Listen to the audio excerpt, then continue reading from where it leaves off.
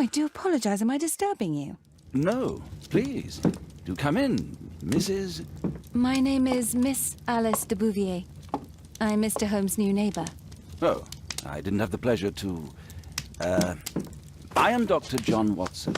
Could we provide you with any assistance? She is not the concern, Watson. Then, what is this about? That child standing sniffling behind her. Get rid of him, Watson. But he is shivering with cold. And he is upset. What happened to him? Little Tom knocked at the wrong door. Oh, for crying out loud. Oh, boy, come in. Warm yourself by the fire. Can I offer you a cup of tea, Miss de Bouvier? Well, It is not as though we are disturbing you-know-who. Are we? I suppose not. Since you are our new neighbor, it is perhaps better that you know what he's like. You're starting to worry me. Well, Mr. Holmes is relapsing. His illness that he has seizes him when he finds himself with nothing to do. He becomes completely asocial. And alas, this is a very difficult, medically incurable case. Now, this must stay between us. Of course, I understand. How very sad. But there is a cure, if only a temporary one. A thrilling inquiry. Most certainly. If he refuses this one, then his condition will worsen. Oh, I am still here, you know. I didn't fall out of the window. Very well, then. Thank you, miss.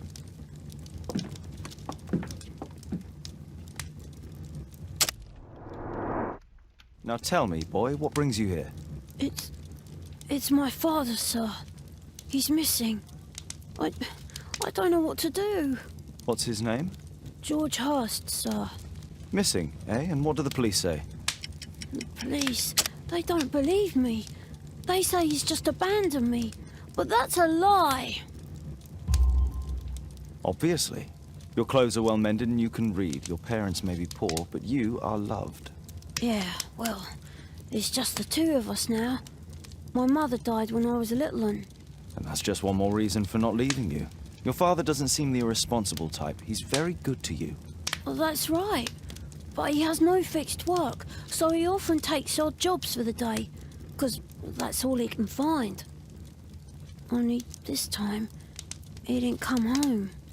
And when was the last time you saw him? 3 weeks ago. He left for a new job. But this time, he was acting a bit strange and angry. Strange? In what way? He said to me, "Son, I'm out on a special job. Don't you dare move from here." I think something went wrong. 3 weeks? That's a long time. Well, every day I thought he would show up. And anyway, I can look after myself. What were you thinking? You and your father are both at risk. You should have come to me much earlier. I was afraid. I ain't got no family, and I've got no other place to go. If our landlord finds out that Father left me, he'll throw me out on the street. Tom, you've been very resourceful. We shall be discreet. If only my mother was still here.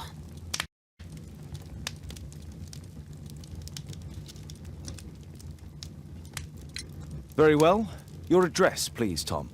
12 Dorset Street, the first floor, door E. It's in Whitechapel, sir. But I ain't got no money to pay. Who asked for money, Tom? Your case seems to be the very medicine I need. I'll meet you there shortly. Oh, thank you, sir.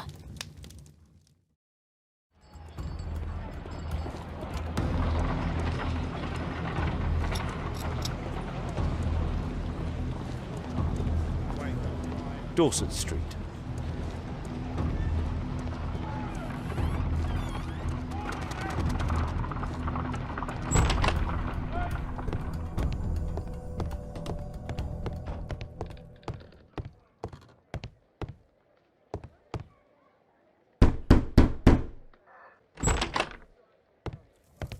Tis our home, Mr. Holmes.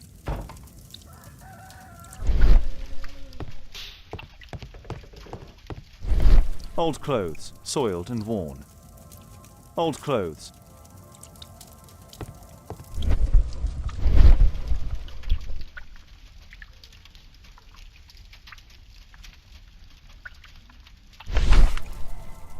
The old Tabard pub, North Street.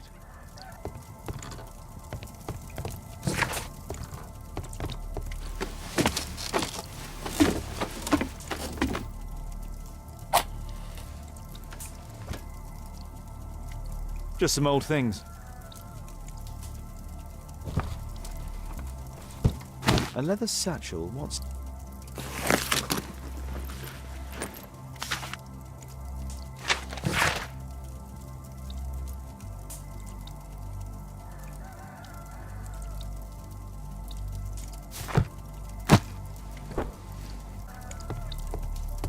The old Tabard pub? Did you hear anything about it from your father, Tom? My father's a regular, but he's not a drinker, sir. It's close by on North Street.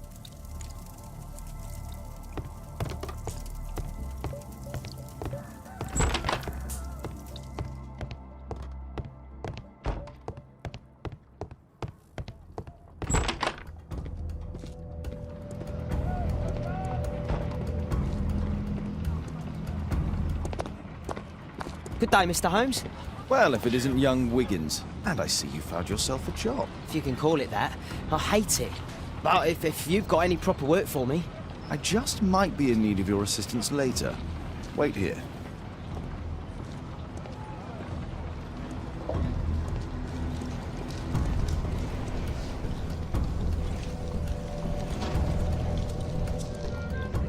I need to Earwick to find out who is offering this special job.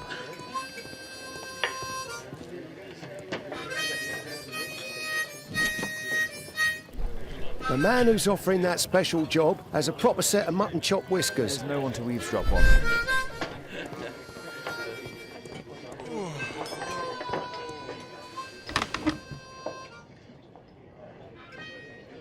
No. That fellow who's offering the special jobs, he never drinks alcohol. So, the man I'm looking for has whiskers and never drinks alcohol.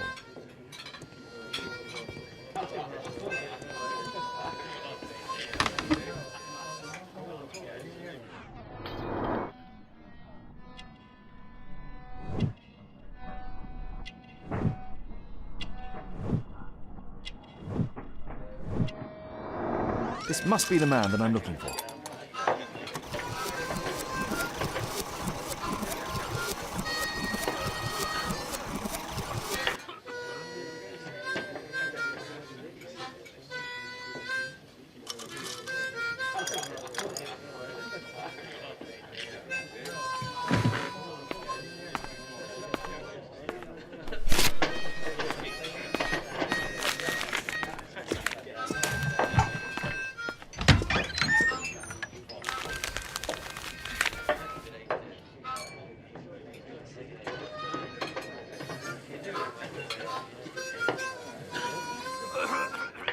Interesting. A missing person. I should find out more.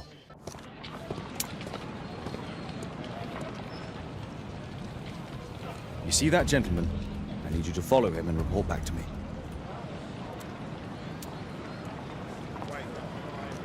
All right, Mr. Holmes.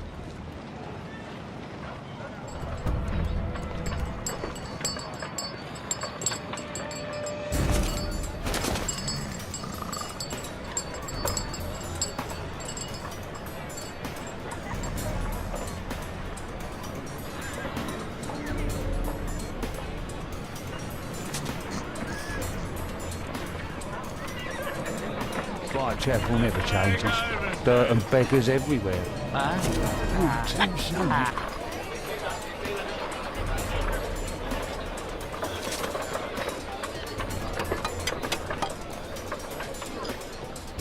Alas, the weather's good. Last week was freezing. I'm praying it doesn't get cold again. I've never done it.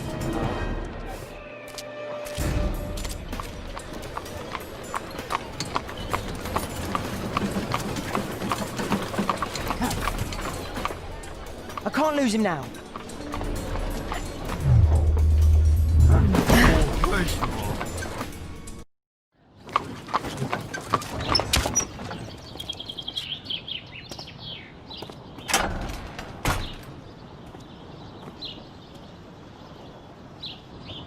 Interesting.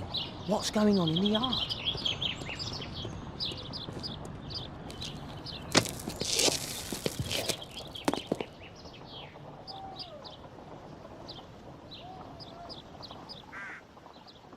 Do only 2 people live here? I wish one was me. Bags of food.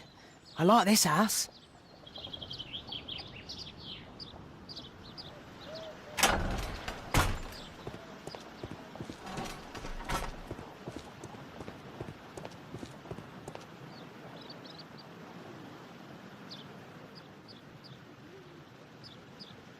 Ah, a coat of arms.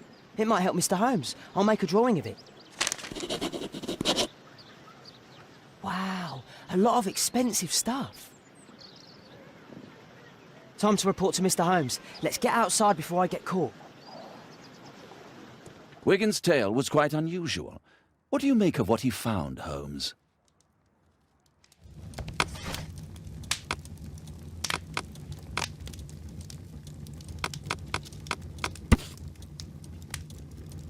Here it is. So this man could be Lord Marsh. Huh. A lord who hangs around in a public house. Let's pay a visit to Lord Marsh. We'll pretend that we're interested in his charitable activities. Mr. Holmes, you have a visitor. Oh, just ask him to wait. I'm afraid that won't be possible. This young lady refuses to wait for anything. What? Father! Caitlin! Miss Caitlin's boarding school was flooded. Everyone was sent home. As if it could smell any mustier. My word, how is it possible that you have grown up so fast? You'll be staying. Wherever will we put you? Holmes, I'll give her my room, of course. What do you have to say, Kate? You're on a new case? A respectable lady who's being blackmailed? Or is it a love story between a prince and a suffragist? However did you guess? You will tell me, won't you, Father? But you'll make Watson jealous. All right, then. Have fun. I'll go and unpack. Will you help me, Mrs. Hudson? Holmes, about Caitlin. Yes? She has grown up, hasn't she? Don't you think it's time to tell her? To tell her what, Watson? Well, about her father. Never. Absolutely never. Do you hear me? Holmes, you were responsible for the death of her father. You owe her the truth. She is old enough now. I would lose her. Can't you see that? She must never know, Watson. Is that clear? Holmes. It won't and can't happen.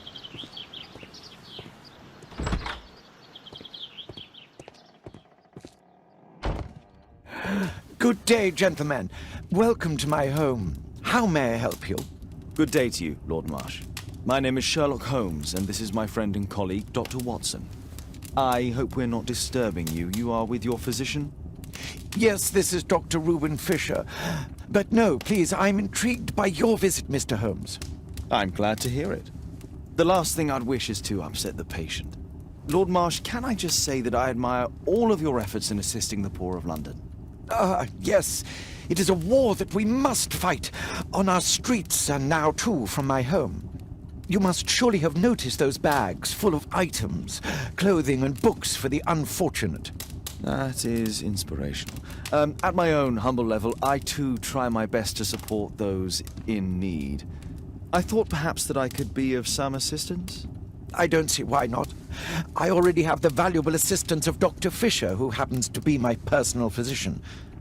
It's curious. Your face seems familiar to me, Doctor.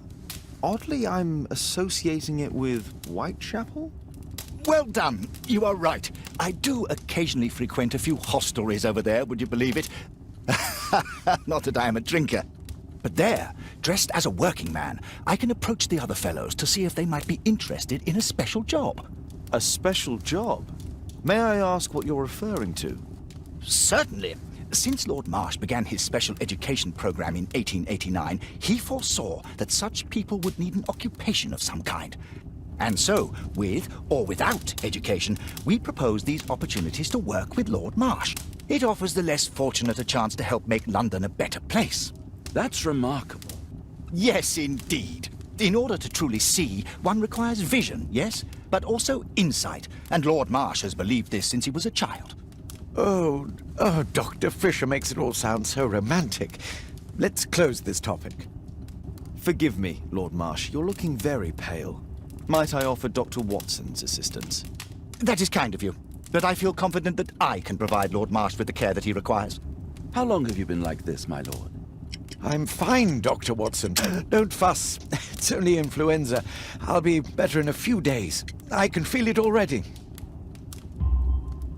In that case, why are you taking such powerful painkillers? Excuse me, what do you mean? Mr. Holmes is referring to the pills on your table. I'm sorry, but that's a medical confidentiality.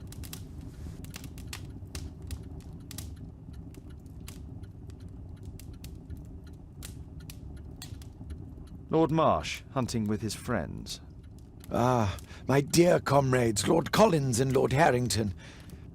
If it wasn't for this godforsaken English malady, I'd be with those rapscallions right now.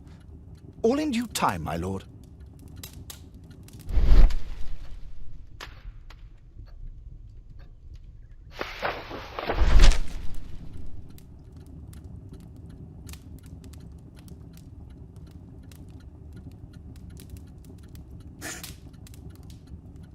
John Strobridge. I've seen this name before.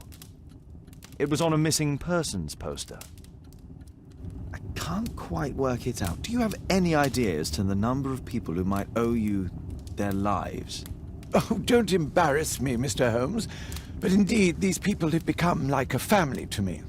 That would be a fairly large family, I imagine. Yes, the list would be longer than any of your short stories. As for how large, well, Fisher is the one who keeps record. Might we take a glance at the list? I regret that is impossible. It is confidential. I stand firm upon that point, Mr. Holmes. I quite understand. We'll most certainly send a donation towards your educational program. I shall take my leave then. I thank you both, and I wish you all the very best, gentlemen. Likewise, Mr. Holmes. Mr. Holmes, do you have any news about my father? Tom, not so fast. I wanted to ask you if you remember your father mentioning anything about a special education program. An education program? No, he only talked about a special job. What's this box, Tom? Oh yeah, I just found it, Mr. Holmes. It was ever so well hidden. I've no idea why. Well done, my boy. It could prove very helpful.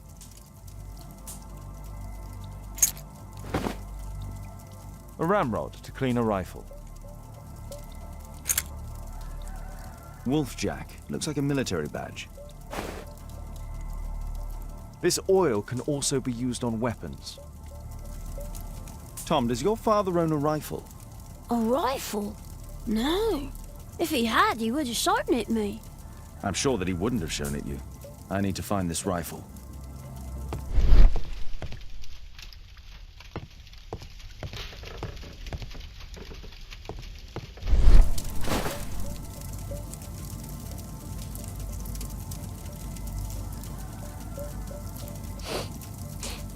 This scrap of cloth was used to oil a firearm. Tom, does your father have any other property? No. Well, at least I don't think so. I have to take Toby. He'll take a sniff of the oil, and we'll find that rifle. Come on, Toby. It's time for you to earn your keep.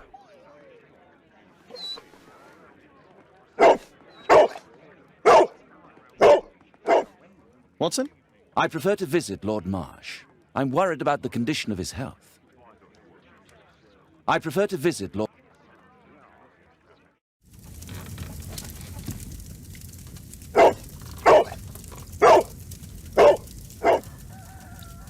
Search, Toby, search.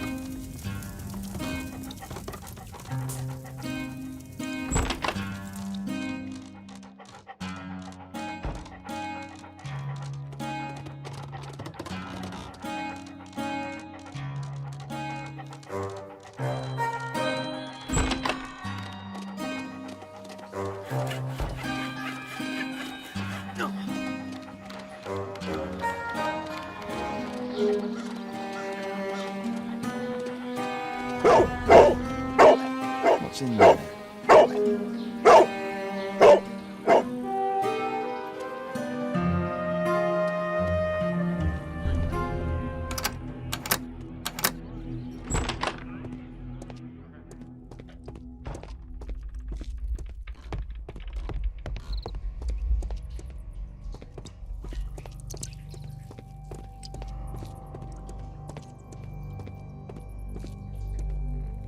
Tom's photograph. Let's try to get inside.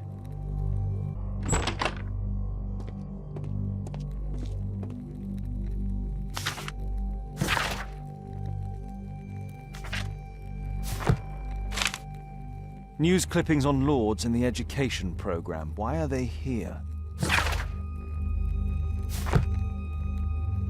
Let's compare this list with the evidence that we found earlier. This is the list of selected participants for October's special education program. According to this poster, John Strobridge is missing. Let's compare them with people from Hearst documents.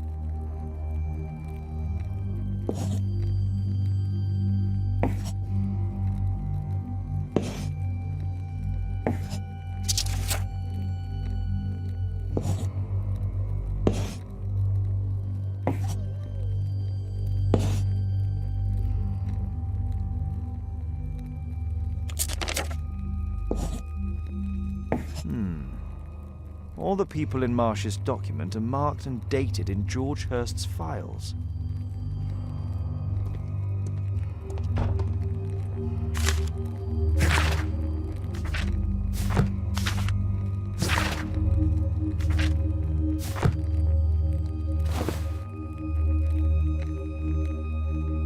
This case must have been full of cartridges. There was something on the stand. There was a rifle here. George Hearst took it with him.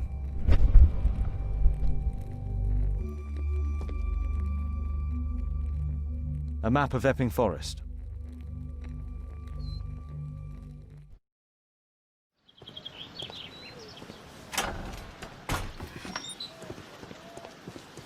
Holmes, what are you doing here? What are you planning? A mission of my own. You must play the role of the conscientious doctor while I sneak inside Marsh's house. That's the only way of helping little Tom.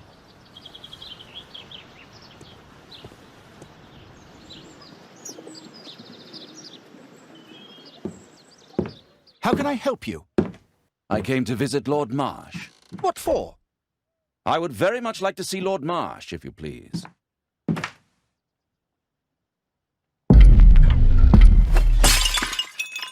Oh, you're so clumsy. Can you please not... I have to visit Lord Marsh and offer him my services. Fisher, please allow Dr. Watson to enter. Good job, Watson. Lord Marsh is a keen hunter.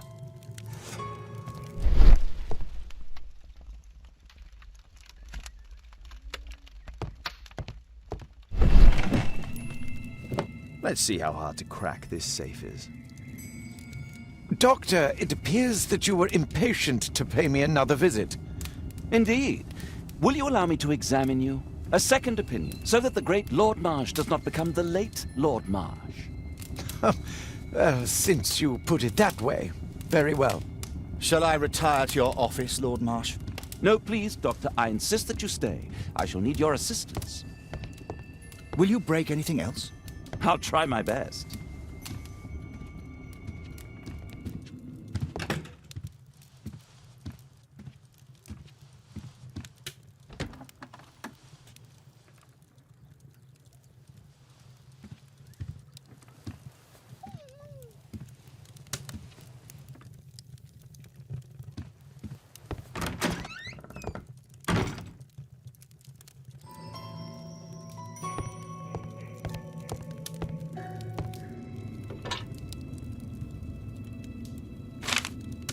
November 7th.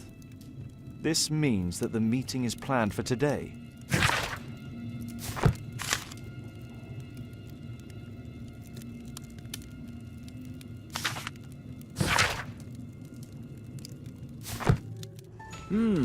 I'd suggest that your current weakness is perhaps more than a simple case of influenza, Lord Marsh. Where might your companion be, Dr. Watson? Oh, he's busy poking his nose into other people's business, I'm sure.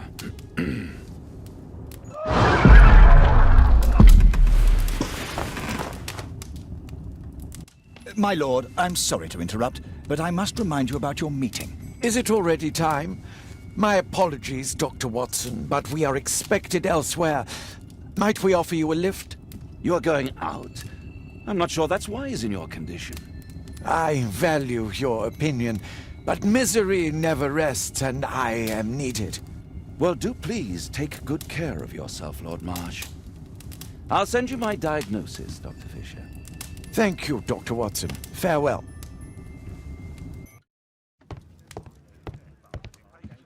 Watson, what are you doing at my table?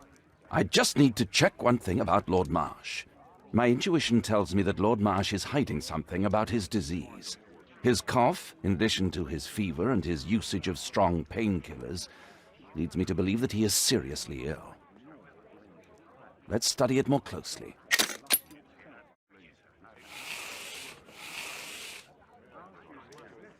Mycobacterium. It appears that Lord Marsh is seriously ill. Holmes, this is no longer a laughing matter. It is just as I feared. Lord Marsh is suffering from tuberculosis. You don't say. Yes, I do say. And Holmes, he will die if he is not transferred to a sanatorium as soon as possible. And yet both Lord Marsh and Dr. Fisher are doing their best to hide this fact. How interesting. But why? Why indeed, Watson? Oh, dear God. You don't think that Lord Marsh contracted tuberculosis while aiding the poor? How terrible. I have a commitment that I can't possibly cancel. Holmes, during my absence, please be extremely careful. This disease is highly contagious. And remember that we have women at home. Thank you, Miss Alice. Until later. I'll see you soon, Caitlin. Where have you been? Our neighbour lent me a book. She is so kind. I think she likes you. I doubt that. How is your investigation going? It's going. Dracula? Yes. It's forbidden reading at my boarding school. Did you know? Well, well. I can't wait to tell all my friends about this.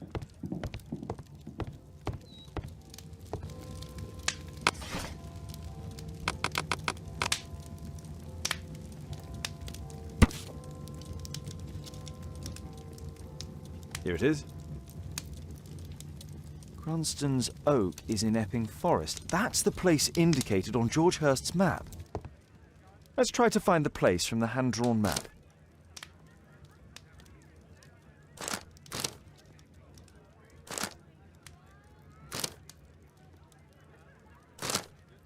Here it is. Drat. I'll need to hurry if I want to find out what's going on at the forest. Father, that boy Wiggins, does he come here very often? He helps occasionally in some of my cases. Why do you ask? I'd like to talk to him. Talk to him? Father, back at school there are only girls to talk to, and they are so boring. I'm sure Wiggins has lots of exciting stories to tell about his life in London. It would be so romantic. Romantic? Whatever that might be. Sometimes I wonder what world you live in, Father. Oh, Kate. I'll leave you alone now. Run, little rabbit, run!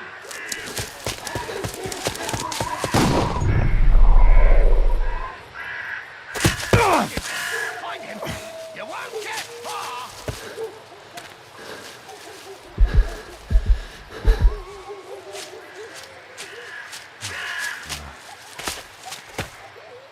Let's see how long you can stay alive!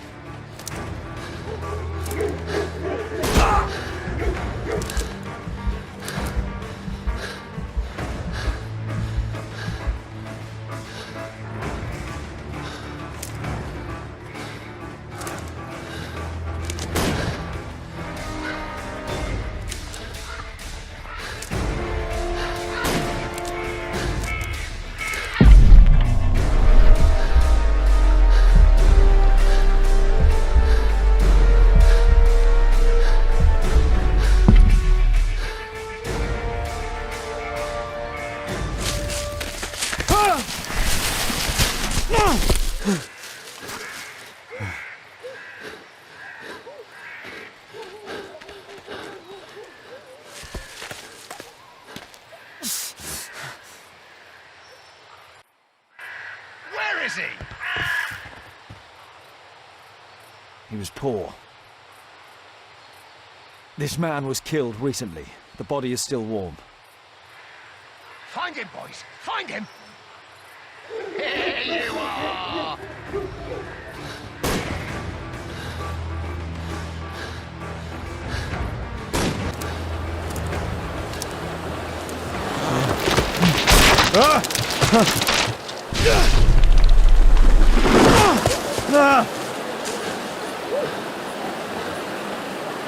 You won't get far! He was killed by a shot to the forehead.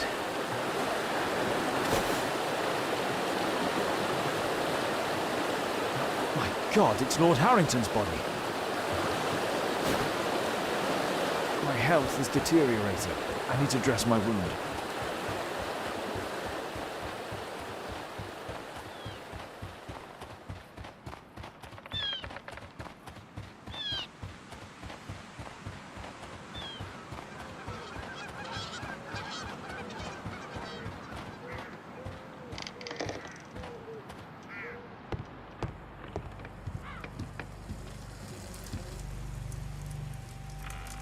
The Quartermain Club.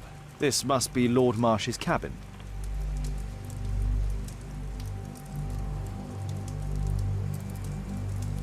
This will help to dress my wound.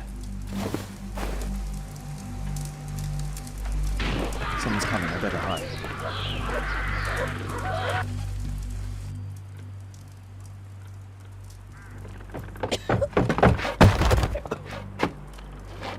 Breathe, Lord Marsh. It's almost over. Who are you? George Hurst from the 1st Lovett Scouts, here to deliver justice. An old soldier. How ironic. Did we refuse you on our special education program? It's true, I was refused. An old wounded soldier is useless to you, but he can still be dangerous. We hunted a lot in these woods, but I didn't expect to become the prey. I have lived a grand life without any limits set by others. I will die a happy man, so you won't see me begging you, festering wretch.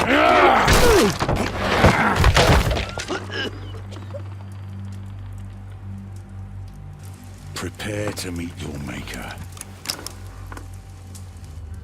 George, lower your rifle, please, for Tom's sake. Holmes! My, an almost worthy opponent. Tom? My Tom? If you've endangered my lad in any way, you will pay dearly. I assure you that Tom is safe in London with a well-trusted friend. And now, it's time to end this. By all means. George, listen to me. If you're seeking an apt punishment and vengeance, killing Marsh will give him exactly what he wants. He would die knowing that he had fulfilled his life through his absolute control of it. But if you allow Marsh to live and be arrested, he will suffer a punishment far greater than you or I could deliver. His ball and chain will be the debilitating tuberculosis. It will drag him painfully and slowly to his demise behind bars. You're mad! You're both mad! Let's go and find Tom. Not just yet. See, Lord Marsh, you will die here, although not by the gun. You'll die slowly. Don't do this, George. Detective, take a look here.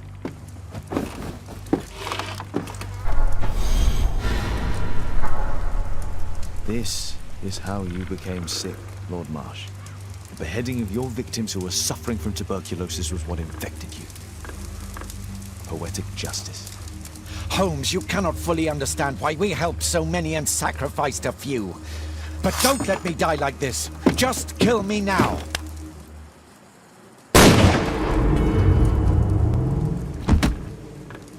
I understand your view, Mr. Hurst. I really do, but I couldn't allow you to continue.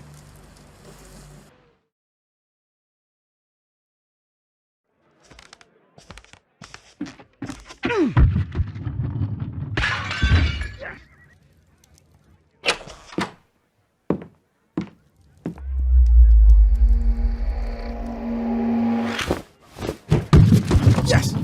Well done, Watson! Holmes, you're playing bowls?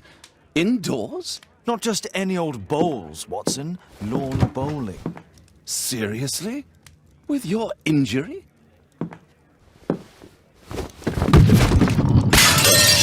No. Mrs. Hudson is going to murder you.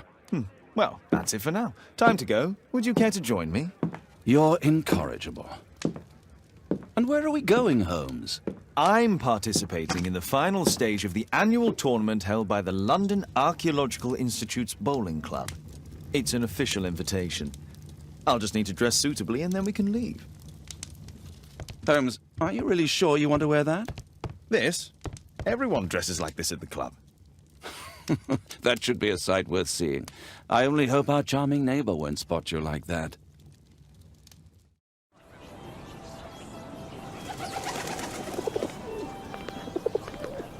Mr. Holmes, you played very well yesterday. I'm obliged to you, Sir Charles. I play many outdoor sports. That's the key to my success. My friend Dr. Watson has decided to join me. Really? Mr. Holmes, would you like to see the first prize? A rare stone Mayan Quiche calendar. Mayan Quiche? Indeed. Their legendary king, Tekun Uman, has his statue just behind you. Although this one is a cast metal copy. That? Oh. Well, since only members may enter the clubhouse, we have exhibited the calendar outside. Please, explore. The statue of Tekun Uman. This statue is made of metal.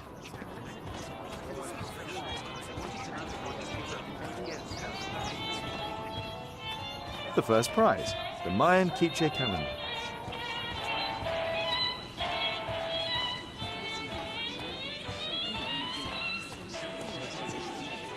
Ah, Mr. Holmes. Are you ready to begin the final game? Yes. Let's start the final.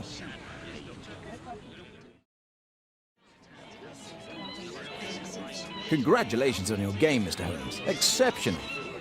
The awards ceremony will be tomorrow morning. See you then to receive your prize of the calendar. I trust you will be there as well, Dr. Watson? Unfortunately, I'll be unable to attend tomorrow. Duty calls. Ah, what a pity. Let's go home. Oh, Daddy! Hello, Mr. Bouvier. Hello, Mr. Holmes. Well, Caitlin? Your costume! Oh, don't you like it? Oh, I do! Caitlin, come on. Show some respect for your father.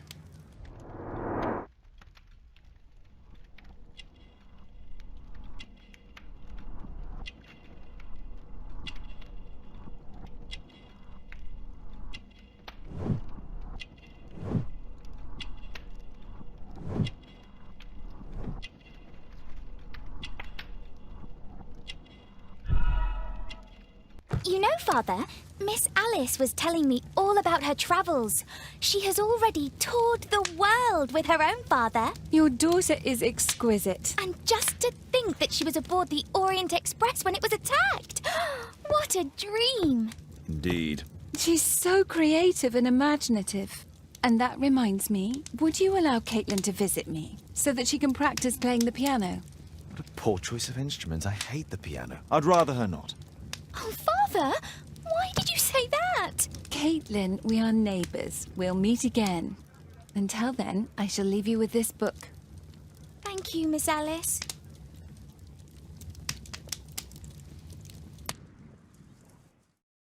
The statue did it. It killed Zacharias. Calm yourself now, Sir Charles. You've had a shock. Let the police do their duty. What can a mere inspector like you do about it? You don't know anything. A mere inspector? Phew. And now here comes Mr. Holmes. Lestrade, are you here to receive a prize as well? Very amusing, Holmes. You can go home. The ceremony's been cancelled. We've got a murder scene here. Really? And to think I only came here for my prize. I know, Holmes. I saw your name on the list of finalists. So go away. You're not going to congratulate me? What?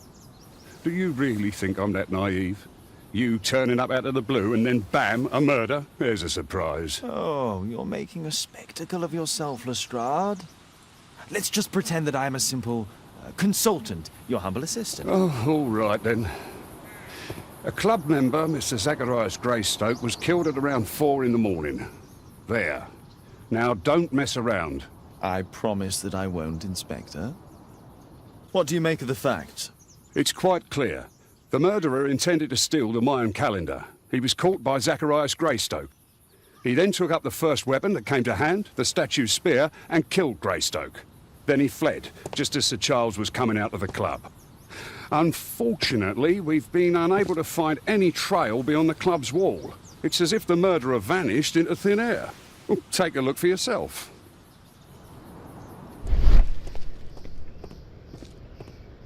Scratches on the stone.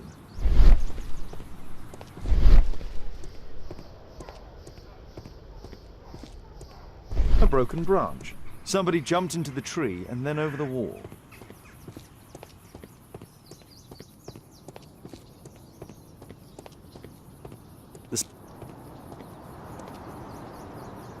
The iron mounting rod is broken. The surface is damaged. Traces of metal on stone.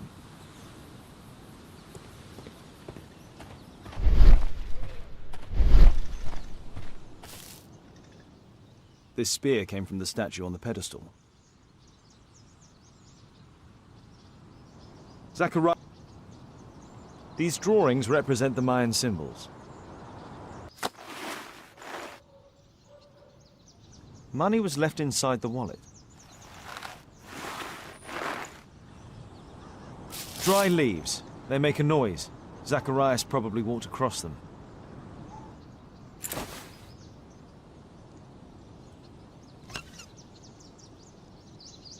Tissot watch. Swiss. 1855. This watch is valuable and old. It's been through a great deal. All valuables were left on the victim. The strike was powerful and well aimed. Traces of metal on stone. It looks like the statue broke away from its pedestal. Sir Charles, are you able to tell me in detail what happened? Ah, Mr. Holmes. Well, to prepare for the awards ceremony, I decided to spend the night here at the club. I was sitting alone at my desk when I suddenly heard a loud, metallic sound and a terrible shout. I hurried outside and well, I found the body of Zacharias. And I swear it, I saw the statue of Tekun Uman running away. You saw the statue running? It was dark, but yes, I'm sure of it. It was running, and it was making the most horrible metal sound as it did so. And can't you see, the pedestal is now empty. Did you know the victim? Yes, of course. It was Zacharias Greystoke. He was a club member, and an excellent bowler. But why was he here so early in the morning?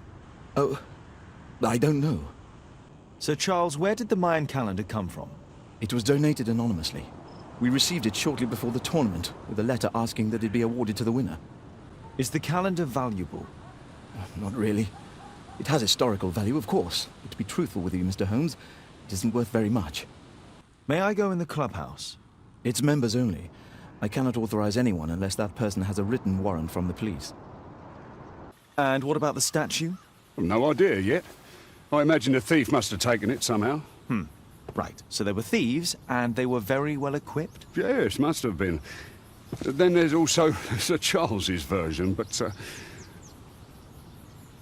Please, go on. He said this morning that he was alone at his desk when he heard a shout. He went outside and saw Greystoke lying on the ground, and... believe it or not, he said that there was no one else on the green that night but the statue itself running away. You mean that the statue might have killed the victim? Interesting. Absurd, more like. Besides, it was dark and foggy. So, somewhat like your version, then. Did you search the clubhouse? What for? The murder took place outside.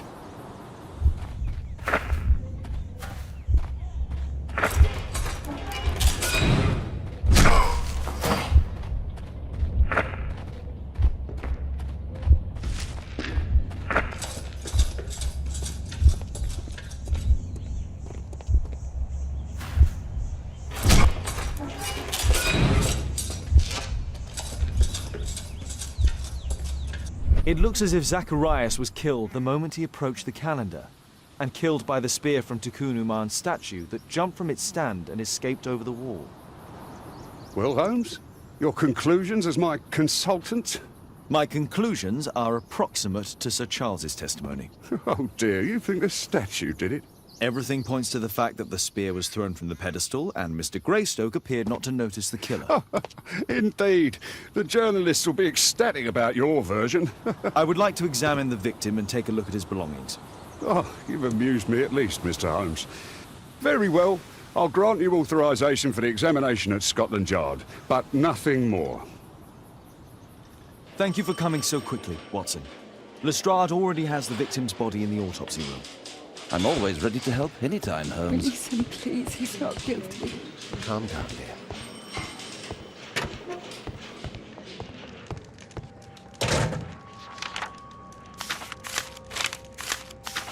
Oh, Zacharias had already translated some symbols. This spear came from the statue on the pedestal. The Mayan calendar. Here's a chance to have a closer look.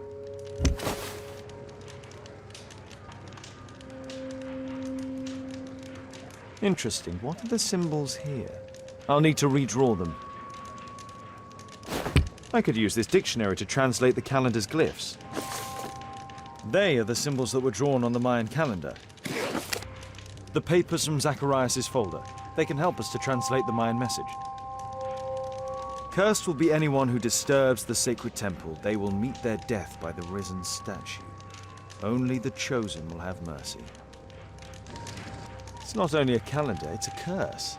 Zacharias Greystoke, a member of the club, was killed as the curse decreed.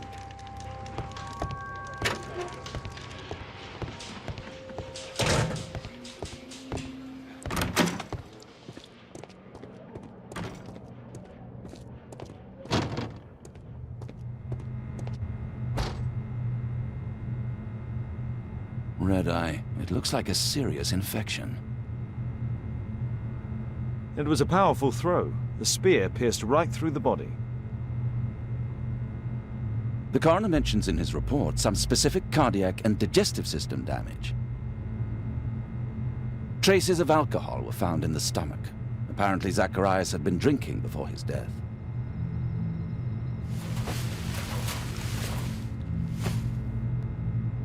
This is where the spear entered the body.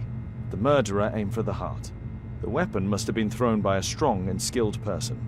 It's possible that the link between Zacharias and the curse is at the archaeological club. I'll need a search warrant.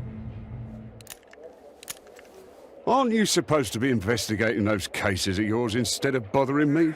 Good day to you too, Inspector. I have a small favor to ask of you, a search warrant to investigate the murder at the club. No, no, and no.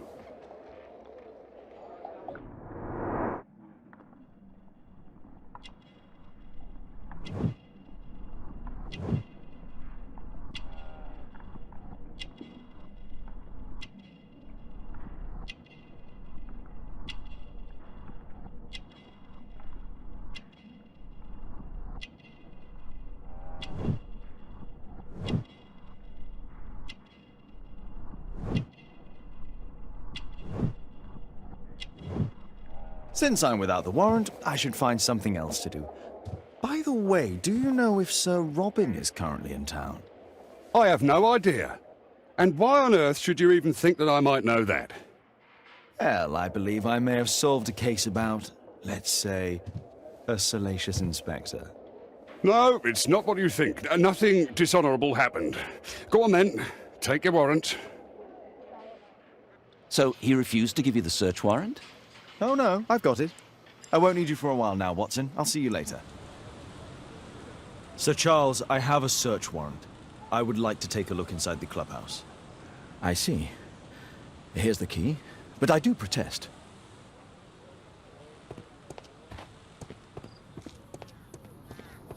I heard that Zacharias was killed by the statue's spear.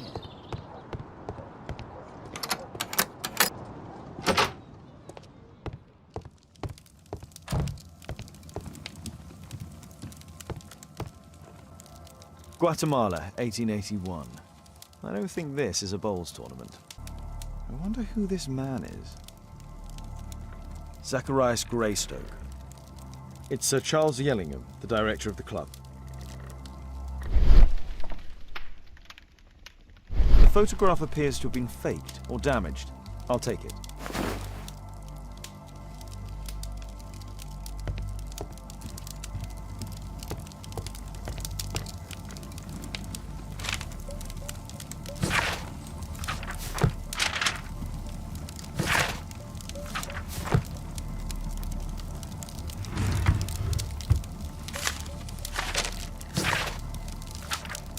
A message to Sir Charles from Zacharias Greystoke, the victim. Ah, Sir Charles was once a captain in the guard. Interesting. It appears that the club is unable to pay its debts to the bank.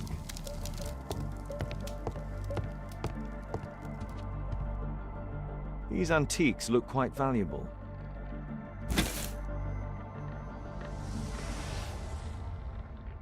It appears that it's a part of a gold statue from Guatemala. Solid gold. It's worth a fortune. This piece has been cleanly and intentionally cut. These trunks have just arrived. They're from Zacharias Greystoke's antique collection. This metal globe is very impressive. Some bits are missing.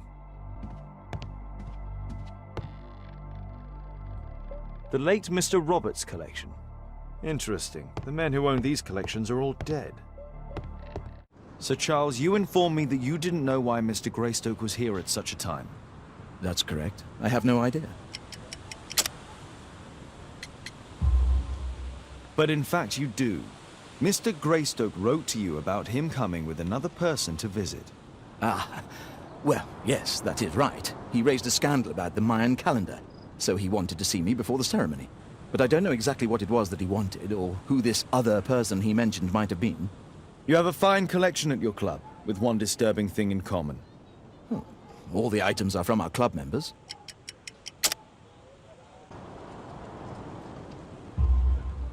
But only from deceased members, including Mr. Greystoke. Ah, yes. But it is a rule of the club that all our members undertake to donate their personal collections to us in the event of their death.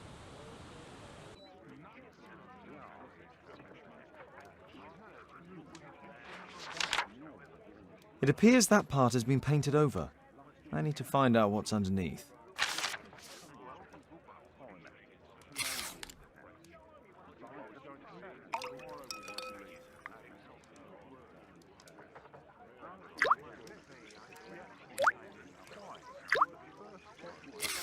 Let's gently remove the paint with a soft cloth.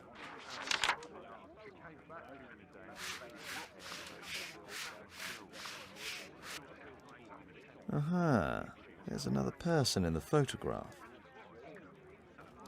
Is there anything I can do to help? Look here. There's a person with a swollen eye who was concealed within this photograph. A dispute of some kind, do you think, Watson? Possibly. But it appears to me a characteristic symptom of a rare tropical disease that is found in South and Central America. South America! Brilliant, Watson! Happy to help. Is it deadly? Well, there is a chance he survived. I shall ask Sir Charles, but who knows what he'll say. I have an idea. There is only one hospital for such illness. The Hospital for Tropical Diseases. I have friends who work there. Oh, yes? Well, the chances are slim, but I'll pay them a visit. If he's in London, they would have seen him. I found this photograph on your wall. You're in it, but do you know who these men are? Particularly the gentleman with the swollen eye. Oh, him. But that's poor Mr. Albeit. He died from fever during an expedition to Guatemala 14 years ago. We were searching a Mayan Quiche temple, but everything went wrong. We were unable to enter the temple and the expedition ended in disaster. I'm here, and here is Zacharias. And there is Bernard Marley, another member. He's over there, near the pedestal. By the way, he's the fellow who built that terrible statue. He created it, must have been 10 years ago. Albeit was a club member. Where is his collection? Well, the devil if I know. We never did locate it.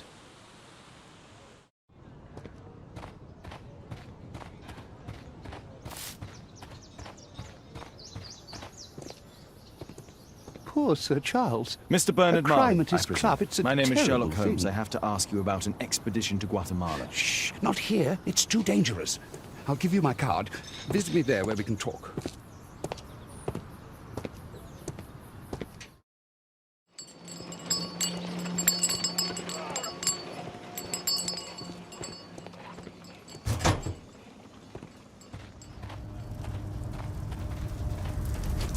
Horse of Pedro Alvarado. He was a conquistador, I believe. Hello there, my man. Is your boss in? Ah, he's in his office.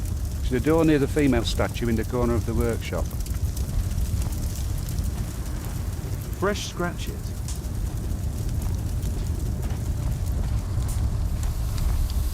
Something large and heavy was dragged here.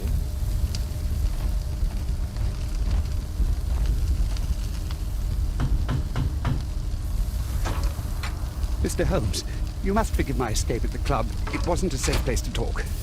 And it's safer here? Yes, better here. Not my office. I have secured my foundry, you know. Ah, reassuring. Did you know Zacharias Greystoke, the victim? Yes, he was a brave friend. Such good karma until yesterday.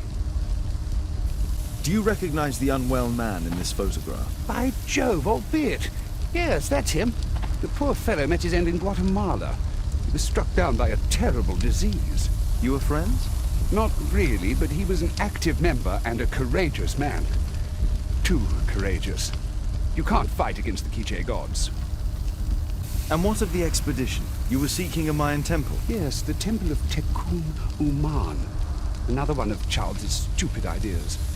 We found it, but there was some kind of strange force that prevented us from entering. An evil aura. It was Tekun Uman's emanation. We could all feel it. Albeit its disease worsened suddenly, there was nothing we could do. And now, with Zacharias' death, the curse has reawakened. After 14 years? Prophecies are timeless. Even in the beyond, there is no escape. Did Zacharias believe in the prophecy? It is not a matter of belief, don't you understand? Zacharias was convinced that we could stop the curse by studying the calendar. What insanity! He sent me a message. He wanted us to visit the club and try to convince Charles to remove the calendar from the awards ceremony. But you didn't go? I knew Charles would refuse. Anyway, studying the calendar wouldn't help. Tekun Uman is far too powerful. Your relationship with Charles Yellingham is... Not friendly. Well, it is reciprocal.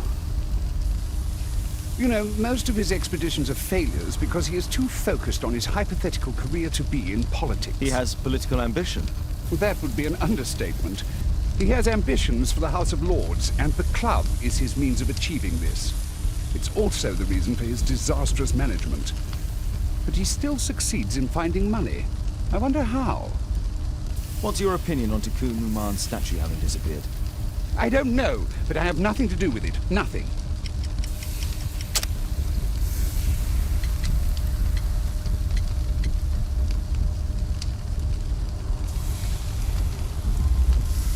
But in fact, you do. You made the statue. That's true. But it was 10 years ago. You can't blame me for that. Don't you think so? After all, it is the statue that is responsible for killing. No! It's Tekun Uman. But who could imagine that a simple statue replica would be chosen by Tekun Uman? Nobody. I have to leave you now. I've got paperwork to do.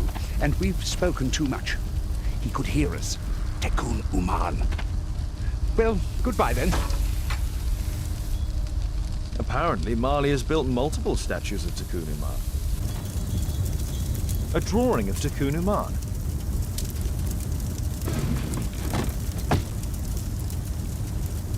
No oxidation. This metal arm has never been outside. It's not part of the bowling club statue. This mechanism is quite modern. All the gears are of good quality. Strange to find it in a foundry. There were two large boxes.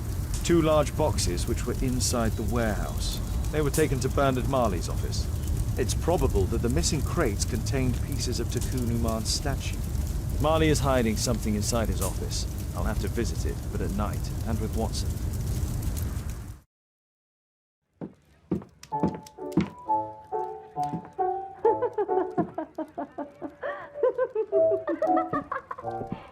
Caitlin's at Miss Alice's playing the piano. She disobeyed me. Well, Holmes, I was inspired to...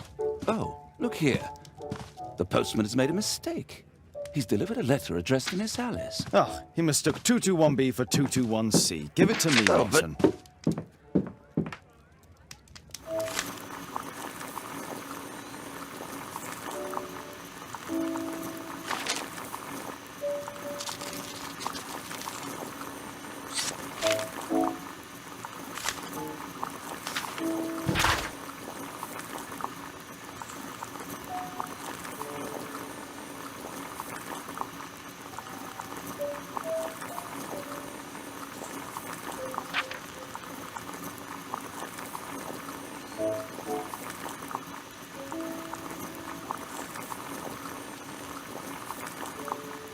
Miss Alice planned to live here because of me. I need to have a talk with her as soon as possible.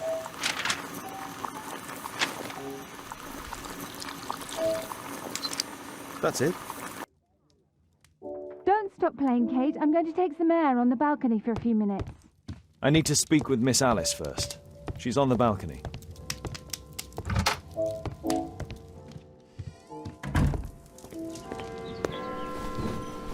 How about telling me why you came here in the first place? Mr. Holmes, why do you ask? I hardly think that I'm accountable to you. Since you extended an invitation to my daughter against my wishes, I believe that you are. So said the father, cloaked in all his severity. My word, you almost frightened me. You won't say that. Very well. Ask Caitlin to come home now. Oh, poor child, let her play. Such insouciance. So useful for covering up disturbing secrets. And since you intend to hide the truth from her... What? We all have our secrets. You...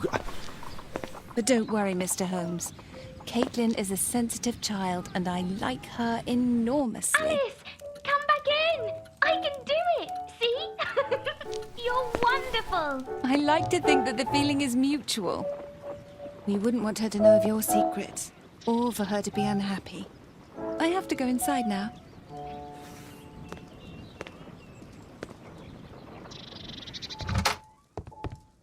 Ah, Holmes, I entirely forgot. There's a man corresponding to the photograph who is a regular visitor at the Hospital for Tropical Diseases. His name is James Byron. Are you sure? That's fantastic. And we can visit him, but you should disguise yourself first. I'll introduce you as my colleague. Oh, Dr. Watson, may I help you? Hello, Baird. My colleague and I are here to see Mr. Byron. Ah, Byron. Yes, he's in a bad way. You'll find him in a cubicle on the window side. This should be the right place. Our man might be here.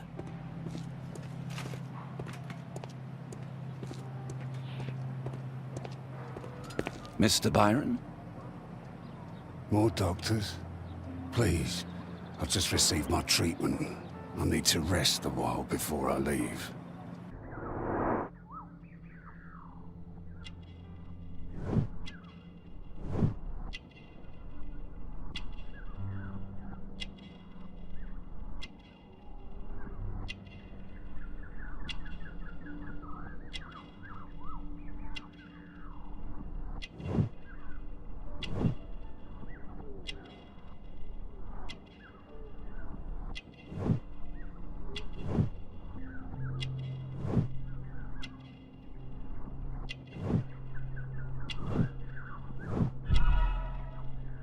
We would like to ask you some questions about an expedition that took place 14 years ago. An expedition? What expedition? You're wrong. I've never left London. Is it not you in this photograph from Guatemala? Guatemala? Checuna man! Dr. Baird! Come here quickly, I don't feel well! What on earth is going on? Please, calm down. I'm sorry, my dear colleagues, but Dr. Brunt is waiting to give Mr. Byron a private consultation. You can wait here.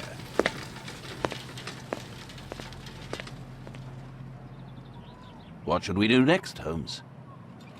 Weren't you paying attention? We have to wait, but we'll take advantage of the situation. This address is almost invisible. He recently purchased Chinese tobacco.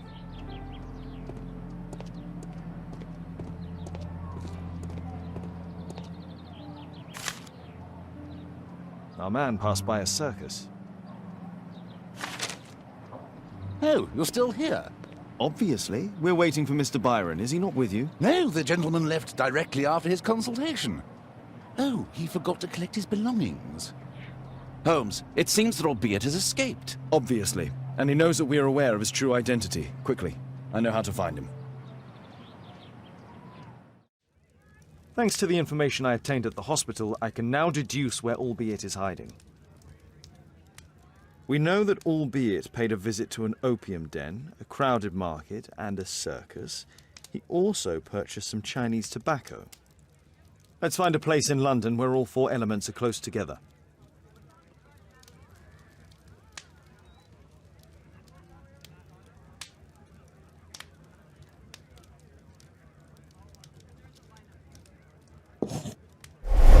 Now we need to find a street name ending in OOK. Here it is. 21D Brook Street. Watson, I believe we found Albiet's flat. Help! Do you hear that? Quick, we have to open this door. The door's too strong and the lock is too solid to break with bare hands. No! Please help!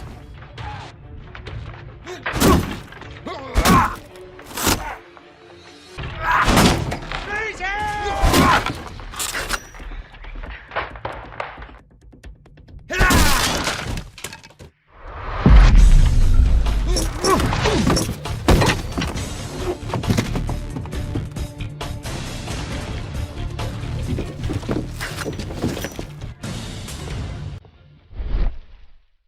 This table could serve as cover.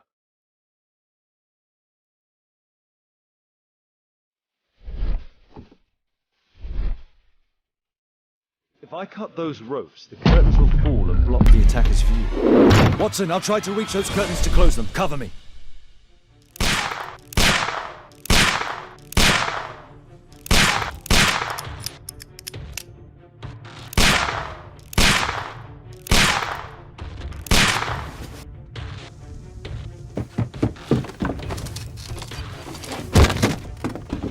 Watson, cover me!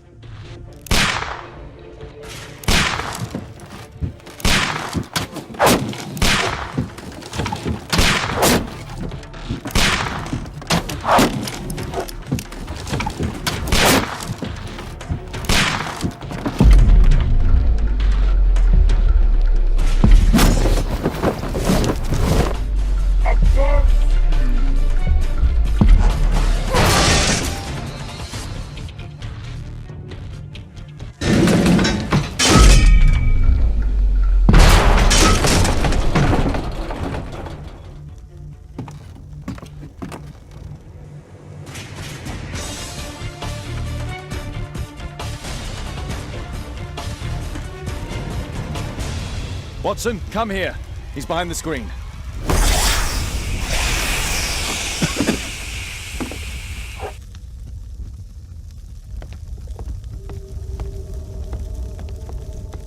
Our assailant escaped using this rope.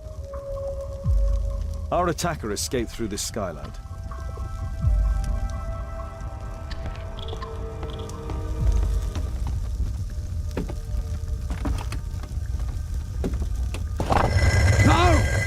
Kill me! Calm down. It's over now. It's gone. You? Oh. But why are you here? You're not doctors, are you? No. Well, you're half right. Shall we remove these masks? Your true name is Albeit, is it not? You were a member at Charles Yellingham's club. Yes, I was. Can you tell us what happened here? After your visit at the hospital, I quickly returned home. I was lying there on the sofa and felt an evil presence in the room. An evil presence? Never mind. It's probably the fever.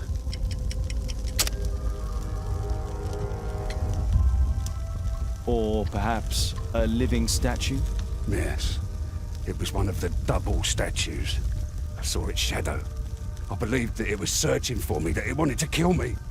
It was horrible.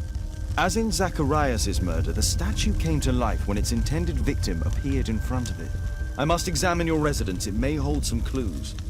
Tell us about your expedition to Guatemala 14 years ago? It was in my former life. What really happened there? You were said to have died. I was ill with a terrible fever. I asked them to leave me there. I can't remember how. I only have flashes of memory.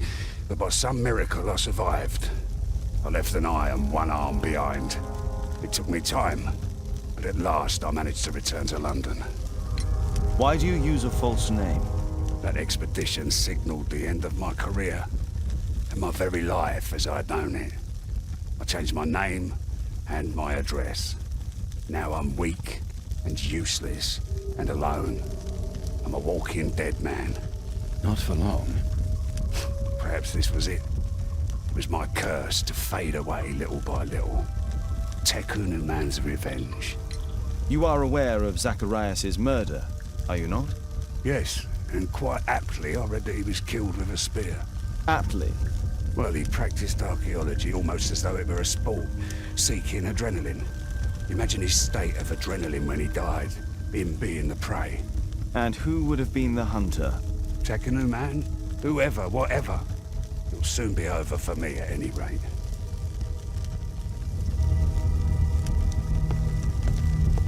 A statue was once here. Now it's missing. It appears that the missing statue may have escaped via the window in the roof. The iron mounting rod is broken. The surface is damaged.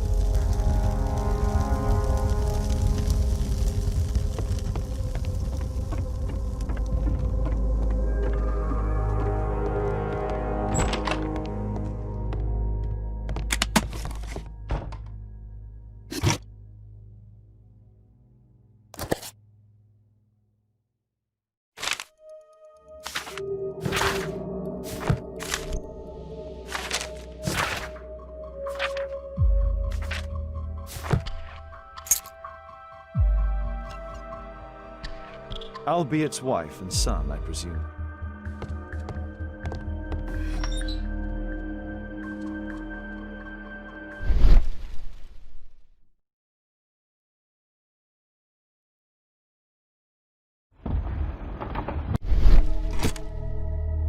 This model forms a part of another, larger model. 1894. This model was created after the expedition to Guatemala. The interior seems well designed, but I cannot see it properly.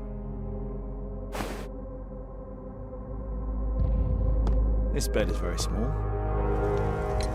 There's a little bed in the small room. It's being used. Well, it is for my son, Gulliver. After my official death, my wife and he left for Glasgow. On my return, I installed this room. So they know about you? My boy Gulliver visits occasionally. But I wonder, what is a life with a crippled father? They will lose me again. Mr. Albeit, what is this? How? It's impossible. How did you find it? Answer me. 17 years ago, I built a model of Tekenu Man's temple. We stored it inside the club's globe before leaving for the expedition. I've no idea if it's still there. While in Guatemala, I had dreams about a missing part. A pyramid. Then, when we entered the temple, I experienced vivid visions. Wait a minute. You entered the temple? Well, yes, we did. And we found the pyramid from my visions. But I was too weak. I was unable to solve the mystery of its entrance. I failed there. I always wanted to understand why. So upon my return... You rebuilt this final part according to your visions and... Nothing. But I'm dying, and at least my son will see that I did my best to complete my life's work. Watson, stay alert, and you'll need to be quiet.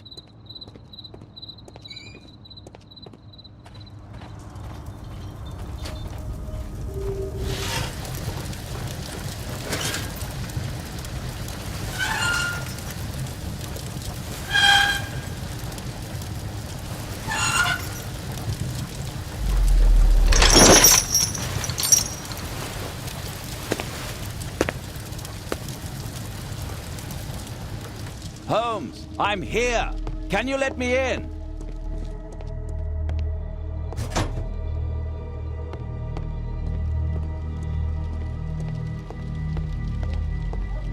A Mayan pyramid.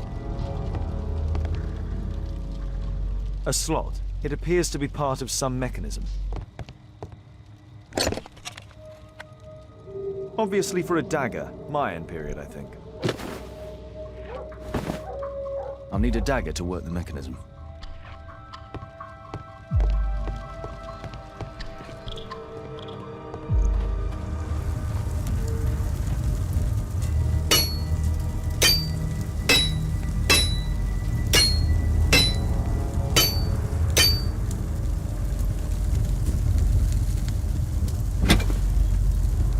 I hope this dagger fits.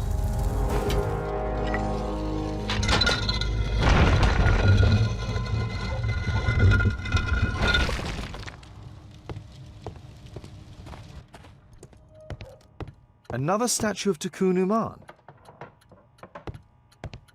It can move, but a part of the mechanism is missing. Be careful, Watson, unless you want to be speared by Takun-Uman. So, Bernard Marley built a mechanical globe. This globe has space inside. It should be possible to open it.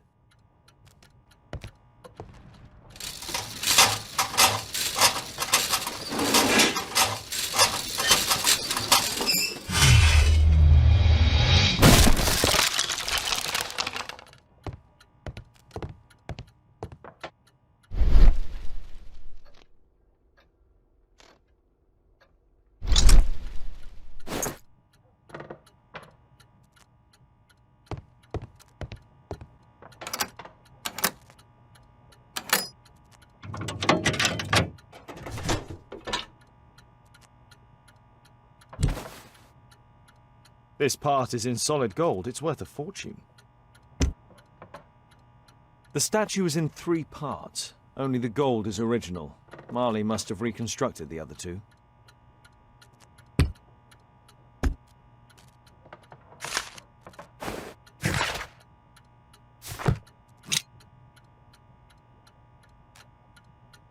A piece of a map in metal. This object evidently connects to something else. It's almost daylight. The workers will be here soon. It's time to leave.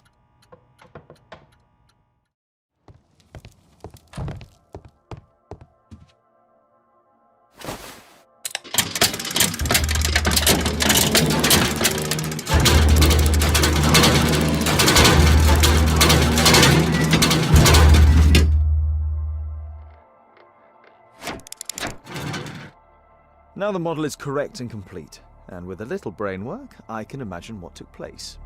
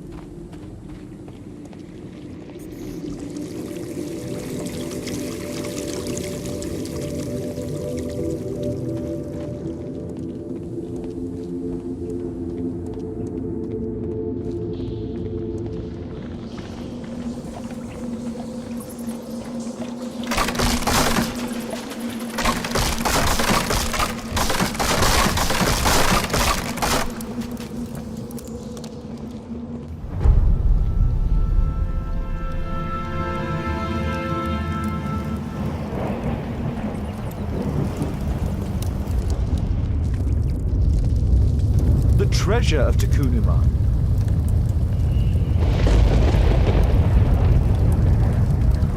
This is the statuette that Bernard Marley, Sir Charles and Zacharias all shared. No keyhole or handle. There must be a way. The calendar. It was here. So Zacharias, Sir Charles and Marley have all known about this from the beginning.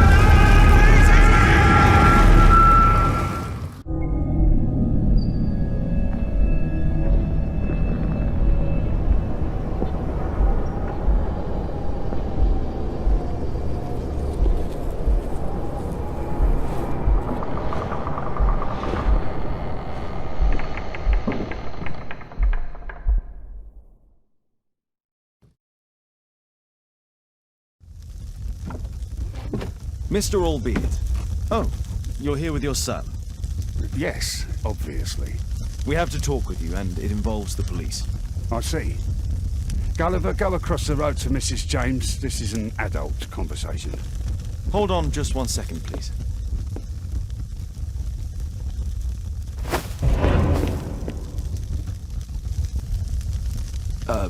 A pygmy? As I suspected. Albeit brought him back from Brazil. You were both slaves there and you escaped together, am I correct? You are. We are companions through life to death. He's more like a brother to me.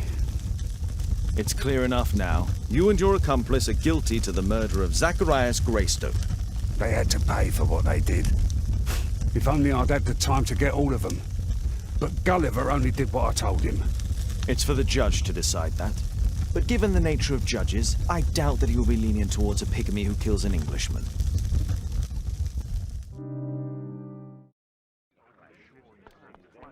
Father, Mr. Orson Wilde is here, and I'm going to stay with Miss Alice. What? Did you forget? Orson Wilde, you know, the star of American theatre. And he's visiting and staying with us. You did forget? No, not that. I meant you wanting to stay with Miss Alice. Yes, that's right. Miss Alice suggested it. She told me you couldn't possibly refuse. Why don't you stay with Mrs. Hudson? Oh, but Miss Caitlin has more in common with Miss Alice, and they get along so well. Guess what, Mrs. Hudson? Mr. Wilde is here to study my father's character for his next play. And he won't be disappointed, will he? Father is so pig-headed. I can't believe it! The great Sherlock Holmes standing in front of me! I'm sure that our two brains will... Brains? Mr. Wilde, your room. Charming. This is such a fascinating city. We need to talk. I'd rather not. You're going to be angry again. Goodbye, Mr. Wilde. Is it 5 o'clock already? I think I might go and ask Mrs. Hudson for some tea.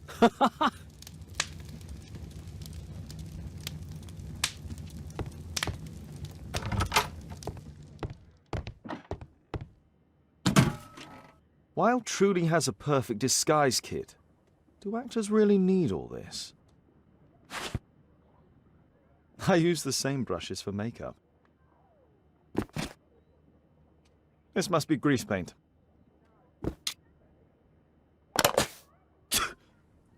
Face powder of an excellent quality. I forgot my hat. Father? I'm just checking, You've got something on your face. Is it makeup? It might be. Practicing my disguises, you know me.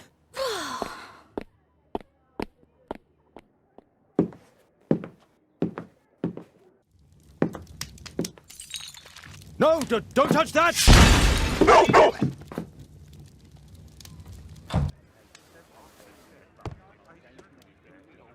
Ah, Mrs. Hudson, with our tea.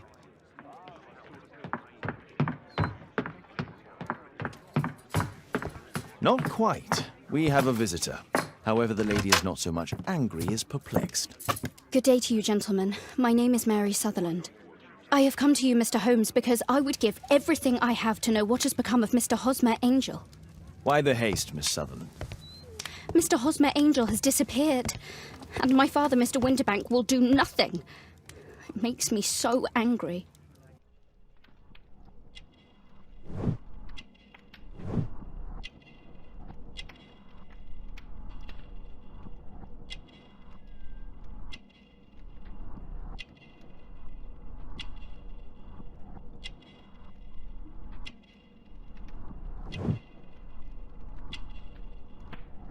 Mr. Windybank is your stepfather, surely, since the name is different? Well, indeed, I call him father, although he is barely older than myself. And your mother is alive?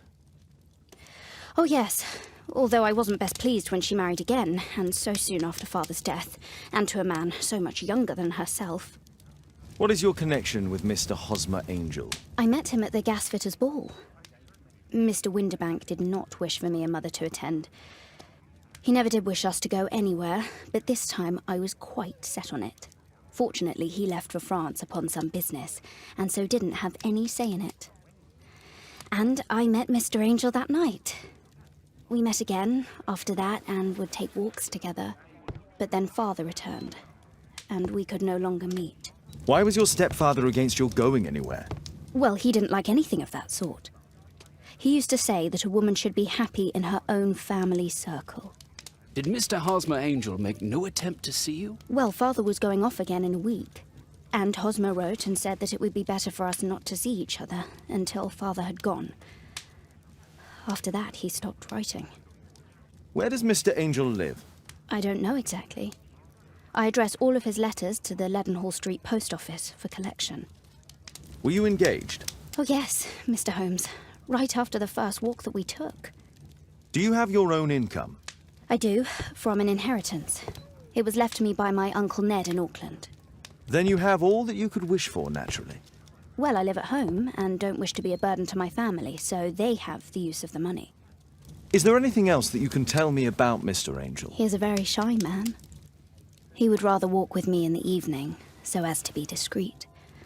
I put a missing persons notice in last Saturday's Chronicle. Here's a copy, and a letter from him. Haha, a love letter. Yes, I see. As I anticipated, this validates my deductions perfectly. What deductions, Mr. Mr. Wilde. Holmes. Tell her.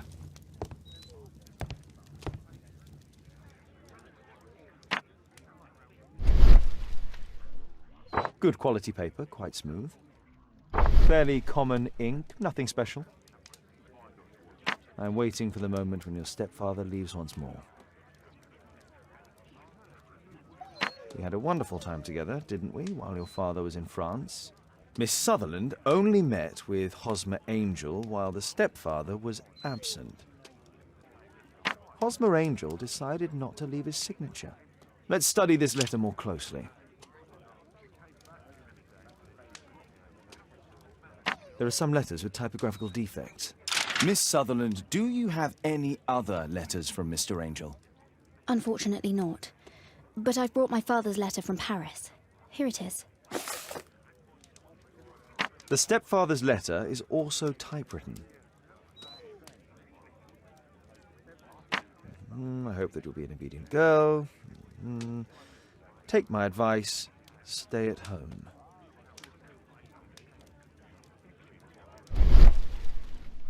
Quite common paper with a light yellow tint. Fairly common ink, nothing special.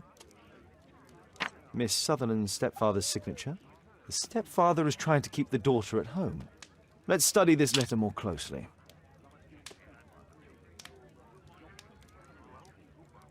There are some letters with typographical defects. Both letters have typographical defects. They merit further attention. This letter has a defect. One more letter with a defect.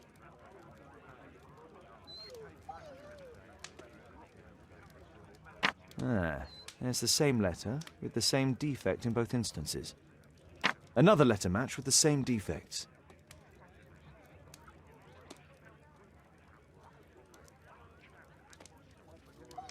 One more letter with a defect. Another letter match with the same defects. So, based on the specific defects, we could say that these letters were composed on the same typewriter. You should try to let Mr. Hosmer Angel vanish from your memory, as he has done from your life. Then you don't think I'll see him again? I fear not. Then what has happened to him? Your stepfather married your mother for her money, and also enjoyed the use of your income. But with your personal advantages, it was clear that you would not remain single for long, even with him keeping you at home. He disguised himself and reappeared as Mr. Hosmer Angel. He brought you as far as the church door and then conveniently slipped away. To bring you to this conclusion in such a dramatic manner that it would leave a permanent impression upon your mind. You have been cruelly tricked, Miss Sutherland. Oh, Mr. Holmes. No, I can't believe it.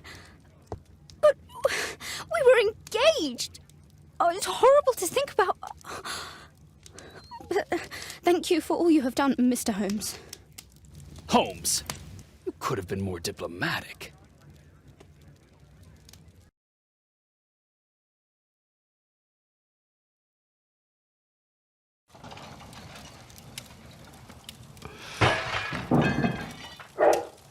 What is going on?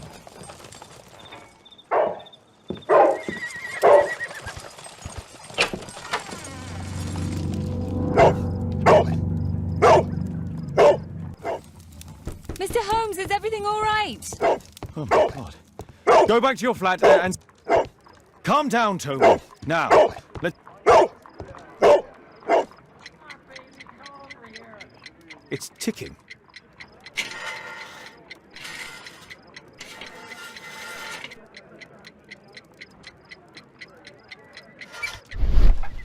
I see wires inside. They could be connected to the cover.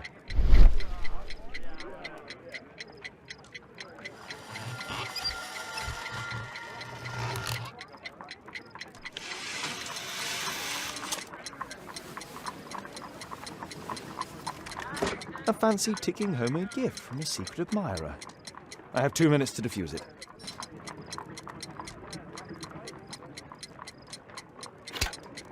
Whew.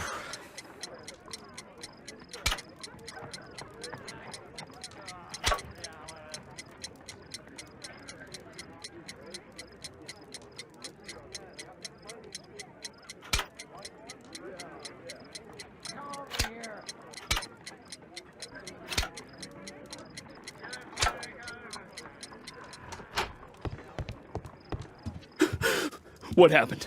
Just a small bomb. Somebody wants to kill me? What for? I don't believe that you were the target. Who then? Mr. Holmes, are you all right? I saw the bloke. I tried to catch him, but he escaped. Can you describe the man? He was thin, about 5'5", with black hair and a hare lip. Wiggins, tell us everything you saw. The fellow was watching your place, so I thought maybe he's a client. But then he took something out of his jacket and threw it, smashing your window. I shouted at him and he took off. I grabbed him by the sleeve, but he wriggled out of his jacket and left it. I'm sorry I didn't catch him, Mr. Holmes. You did very well, Wiggins. Now, let's take a look at that jacket. Here it is. Good job, Wiggins. Here's a penny. Oh, thanks, Mr. Holmes.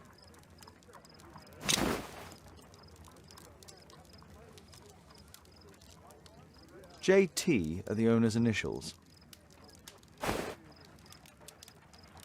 Let's see what's inside. There could be a hidden message that's been written with some lemon juice. No, don't touch anything else. There are ink stains on this piece of paper. I could read the text with the help of my analysis table if Wilde hadn't already destroyed it.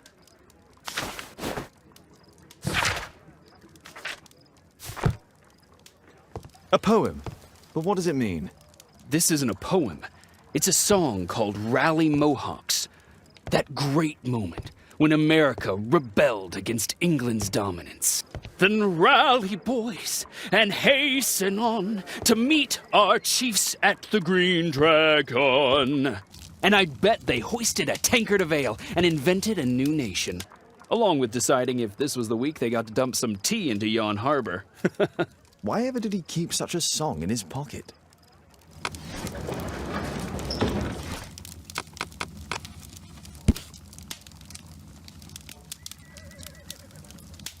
Here it is.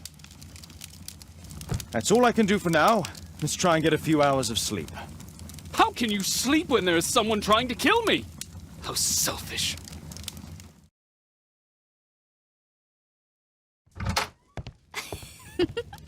He's so funny. Did you sleep well, Kate? Very well, thank you, Father. Is that Wilde? Whatever is he doing now? He's transforming you into a legend.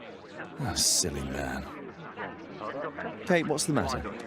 Well, I just came by to tell you that I'm going to the zoo with Alice. We'll be having lunch in town. I've hardly seen you these past few days. Don't you want to stay here for a while, Kate? Did you remember then? It's my birthday today. Fooled you, didn't I?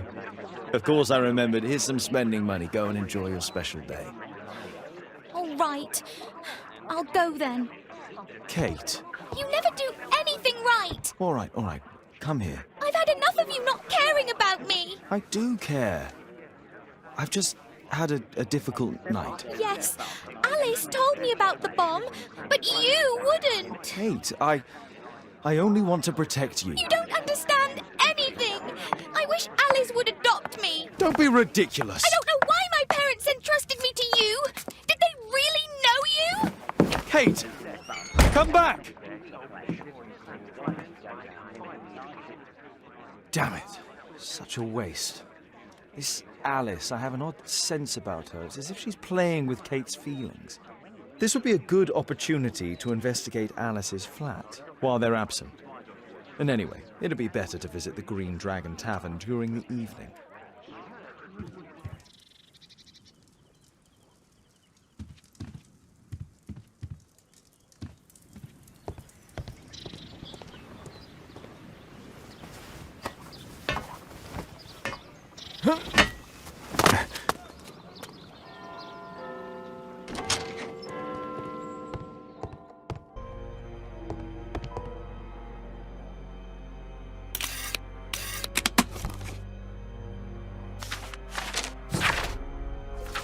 Alice's childhood was spent with her aunt, until the aunt's death. Alice was unhappy with all of her adopted families.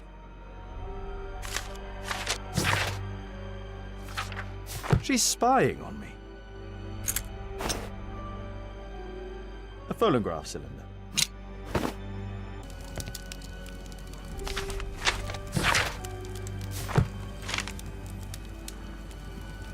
Her full name is Alice Floella Hamilton.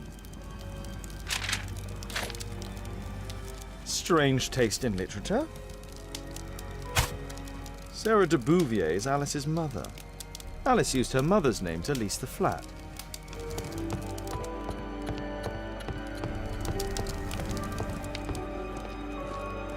This lock is quite new.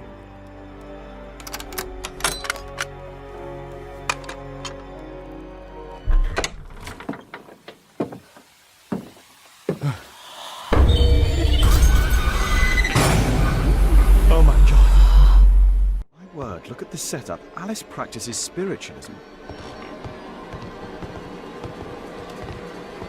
Abraham Lincoln.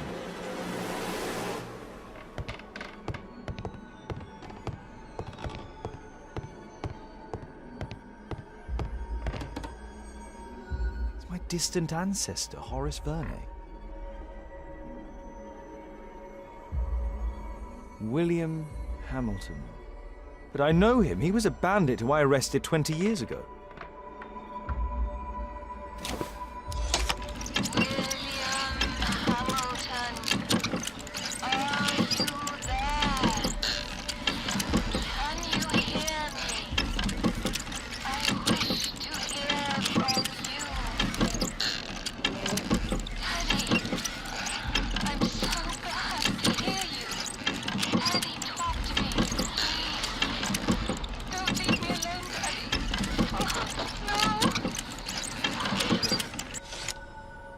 Alice is talking with her father, William Hamilton.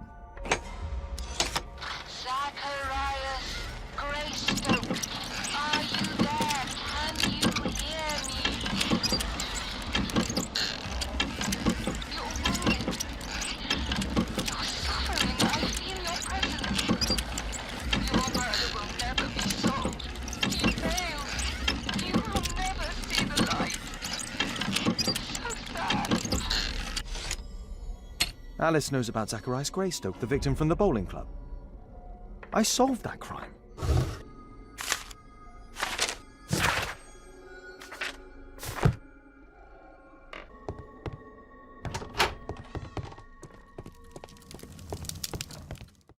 I have to be careful in this den of iniquity. Come on, Bobby, push back! Hey, you, shut up!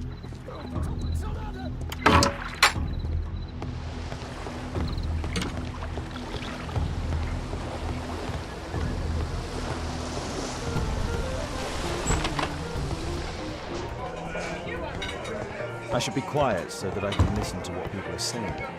I've lost too much here. Damn poker.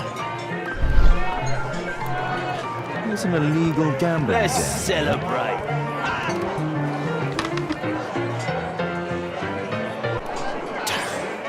Your attack on Holmes failed.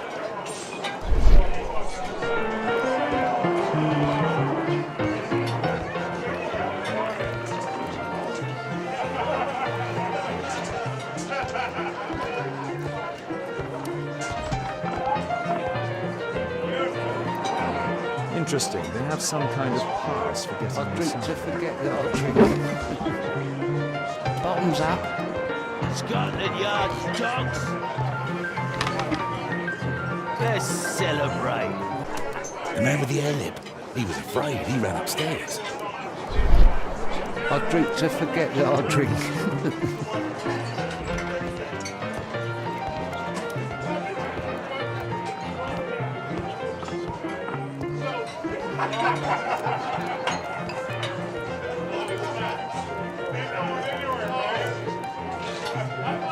The man with the head.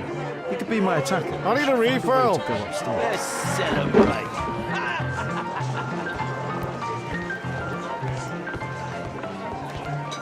I drink to forget that I drink.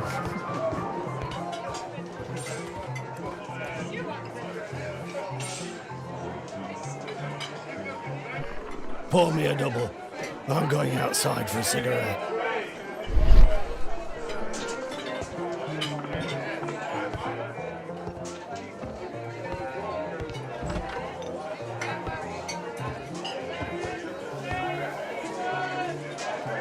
He has a pass. I could steal it to gain entry.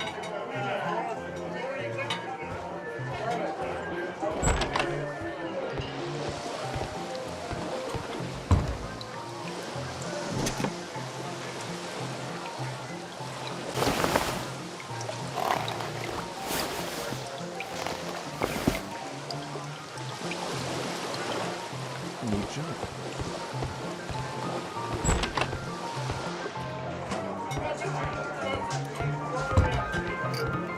Let's celebrate. Cheers! Bottoms up. You're still here? You can't. I need a refill.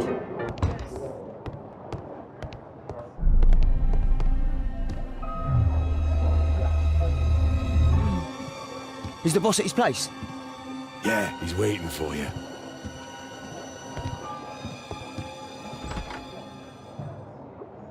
Ah, man. I should find a way to follow him.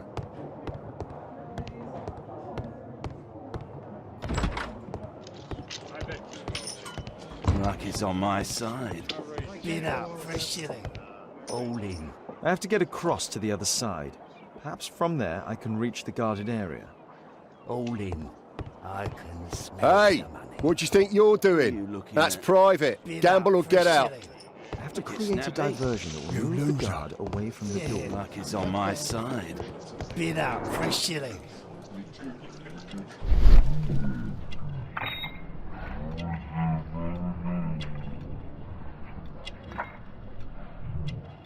He uses the extra cards to cheat.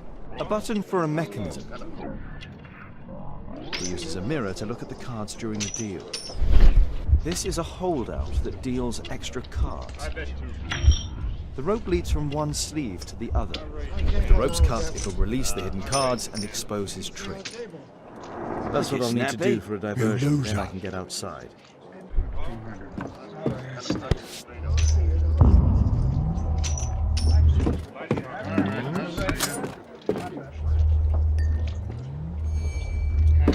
Just a lucky punch. Forget about the monkey. That's a big card.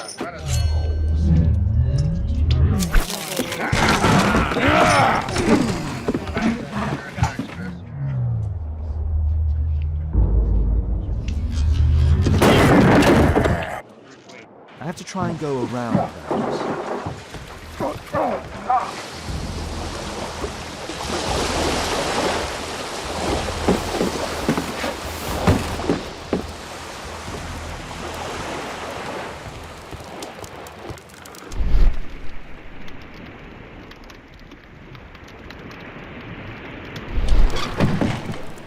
clever invention for hiding gambling items in the event of a police raid. The hammer. Jack Cole, I remember him from the raid 3 years ago.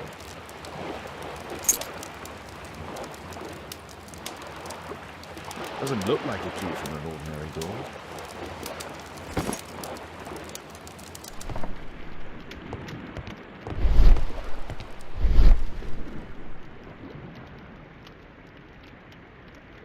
A crack.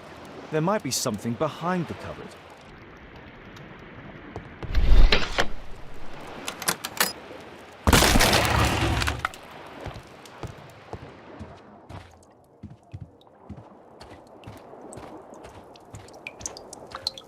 Damn, I'm late. Left. It's evident that all of these items were stolen by Jack Cole's gang. It's the suitcase belonging to that fellow with the hairlip. No doubt these things were stolen. Our man, most likely with his family. This fellow pawned his belongings. He must be in great need of money. Butler's pawn shop on Lambeth Street. He apparently lives near this pawn shop. What's going on in there?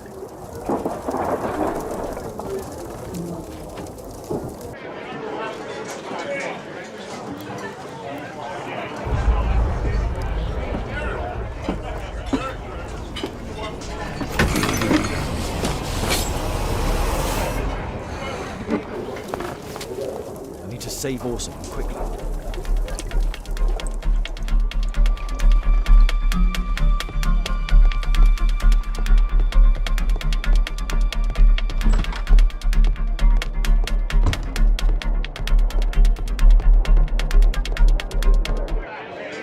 Holmes! You sneaky bastard, I'll kill you!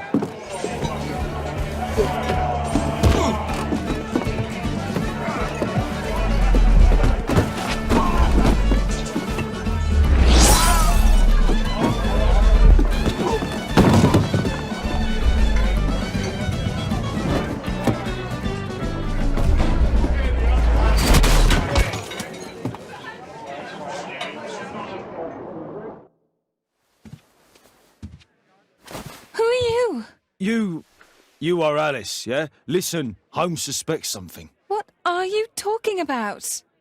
You must be more discreet. Your little game with his daughter. No! Too soft, Holmes. But you are Mr. Holmes. Why on earth? You see, she recognized you. I expected it. You must live the character. You see... Now you go upstairs right away or I will drive you back to that pub, understood? And there you are. You've got it. All right. But seriously, you should take acting classes. I know that you came here to avenge your father. You moved into my building, you've spied on me, and now you prepare your revenge through my own daughter. Don't be such a fool. I adore your daughter. You see conspiracies in everything. I have good reason to. Perhaps you forget what I do for a living. How I pity you. You mistake sincerity for dishonesty. Do you dare tell me that your presence here is accidental? Obviously not. When the opportunity arose for me to meet you, then I came, but not with hatred, rather more with fascination. I had hoped to learn something about my father from you. Some answers as to my identity. When, strangely enough, I find that you yourself are a riddle, even to your own daughter. You shouldn't have involved my daughter in your sick problems. You're only confusing her. It's over. She doesn't know it yet, but I'll be leaving soon. I've finished my business here, and you will never hear from me again. Good. But you better speak to me directly. No being furtive. I had no idea that you could show such a high level of indulgence towards the children of criminals. You... I'm going. Please, I beg you, do not spoil my last moments with Caitlin.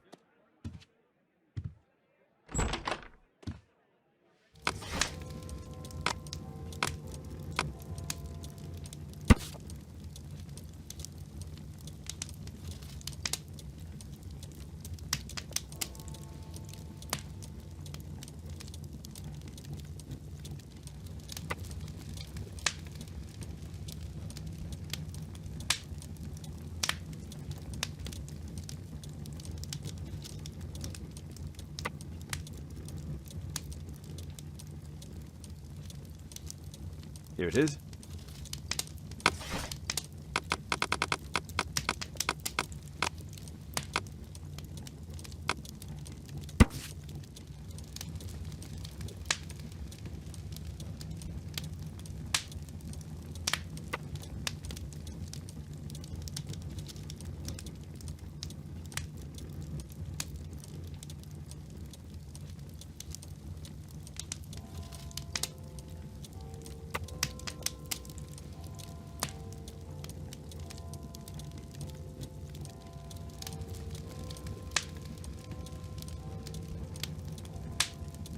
Here it is.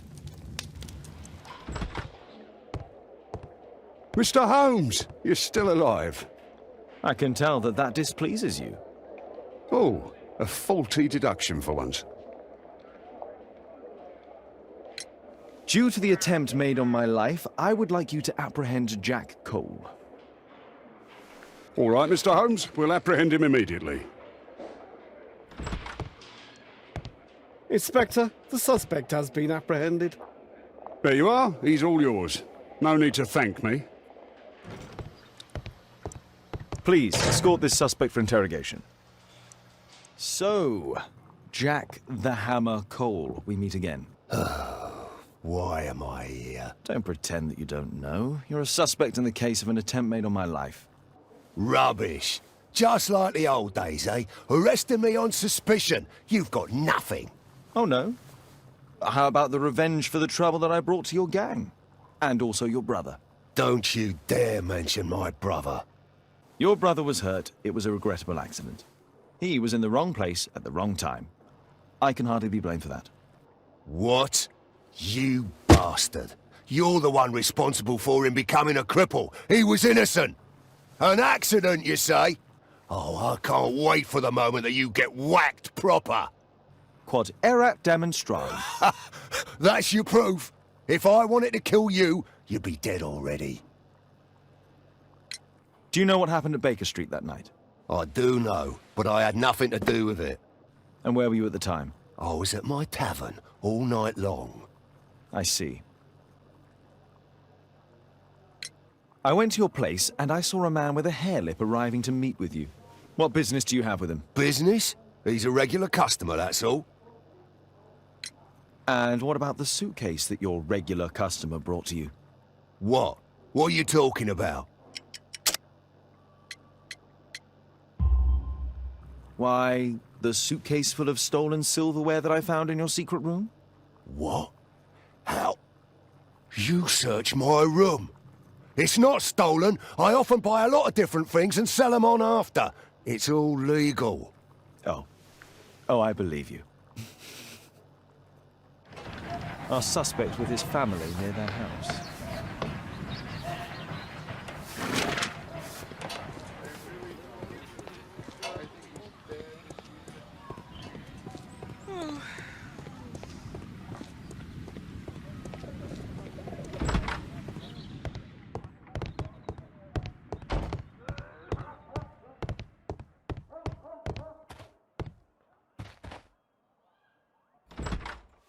Good day to you, madam. Good day, sir.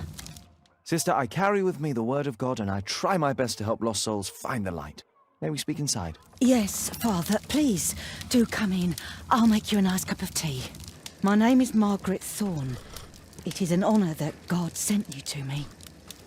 You appear grieved, sister. It is my son, Jeremiah.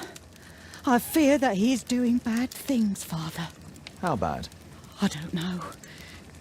He has just become nervous and angry and rude.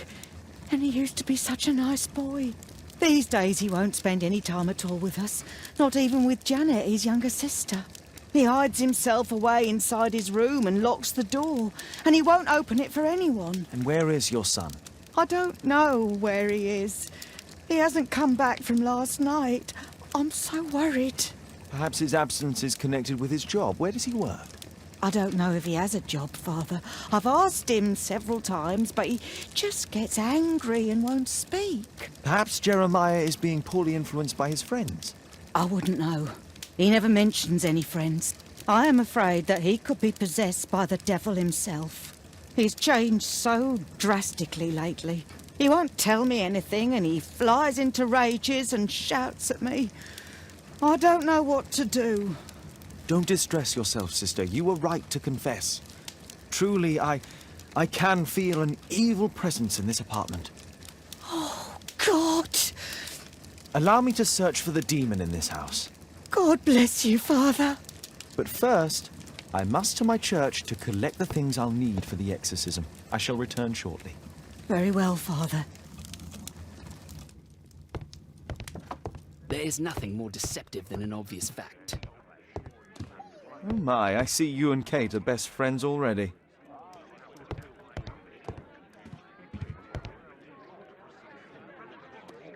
Wiggins, could you come up, please? Wiggins, an exorcism. Protocol 2.5 on Lambeth Street. Yeah, you can count on us, Gov. Madam, please step aside. I'm beginning the ritual. Bookcase and books, possessed wood and words, expel your literary demons!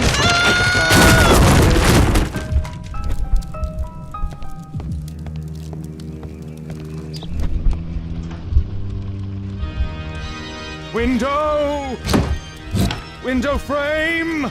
I must protect you from demonic pain!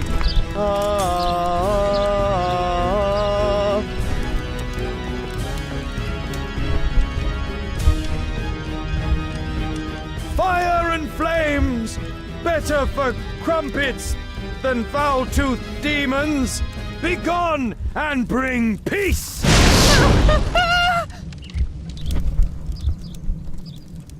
Father, it's a demon!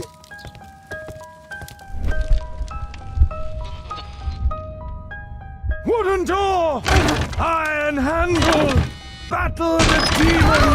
Unholy vandal! Sister, you saw that the demon has taken shelter in Jeremiah's room. I should go there alone. God save us. Sister, wait for me outside. This fight will be a fierce one. God help us. I'll do what you say.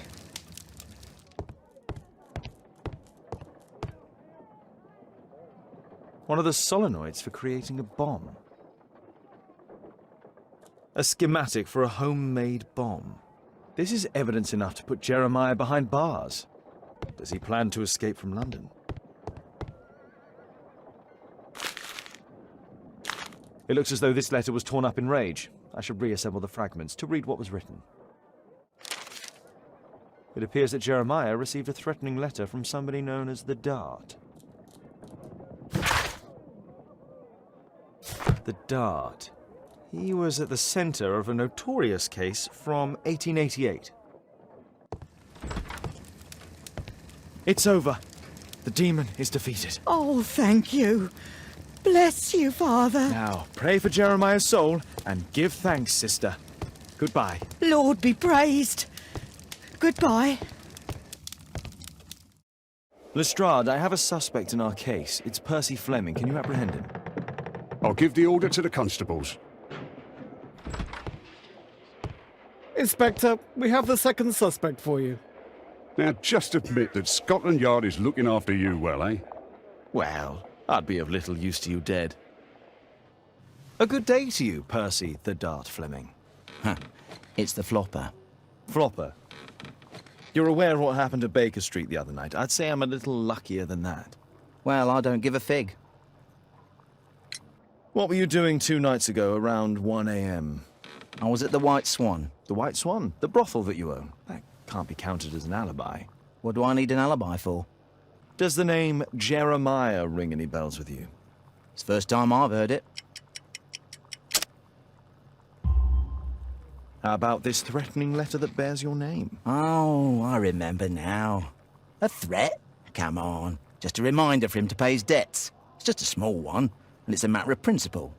How do you know him? Ah, he's always coming around, begging for odd jobs. But he just talks rubbish. He's off his head. Do you have any business with Jack the Hammer Cole? I have. He sometimes provides my business with goals. But he's stupid. A hot-headed clown. Yeah. I'd be worried about him if I were you. Yes? He told me what you did to his brother, and... well, let's just say he hates you. What's this note? I don't know. It was among your belongings. So what? Please, escort this suspect for interrogation. Tell me about the business that you have with Percy Fleming. What? I don't have any business with him. No? Oh. Oh, you supply girls to his institution. He's confessed. Well, he's a liar. Oi, why did you tell them I supply girls to your brothel? Eh? What are you talking about?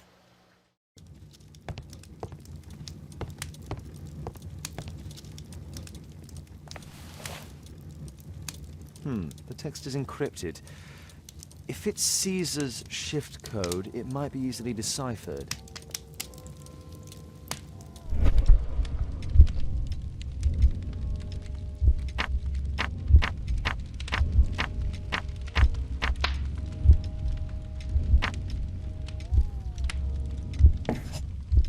It's a notebook filled with debts, and Jeremiah's name is on the list.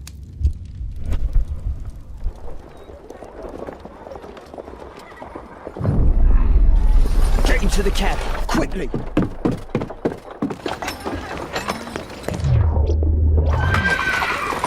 Follow that cab!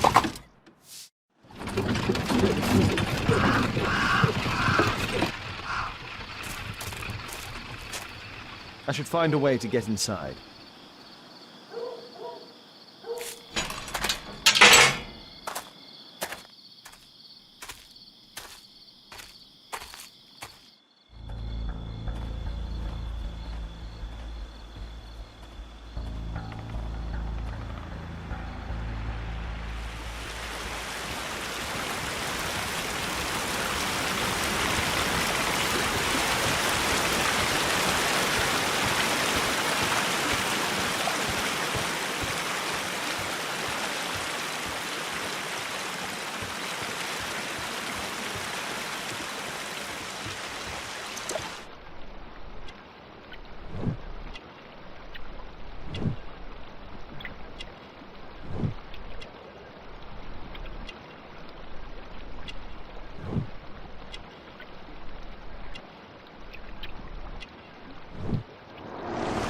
There was a fight here.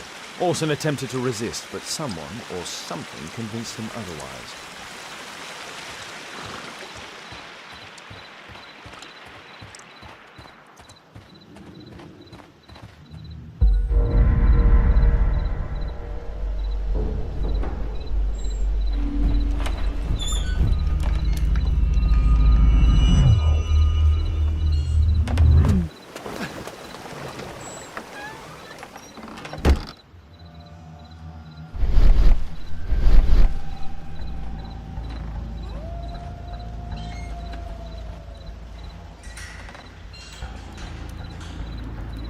My cousin's out fighting bobbies and stealing antiques, and what do Something I? moved.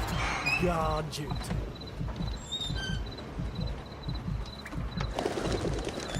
That was nothing.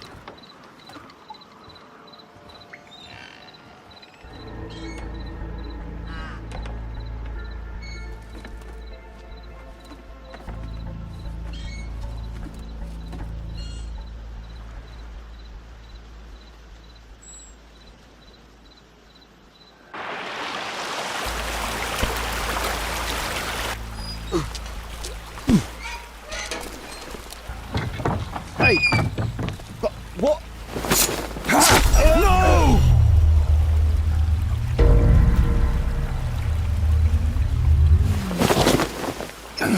We need to get out of here.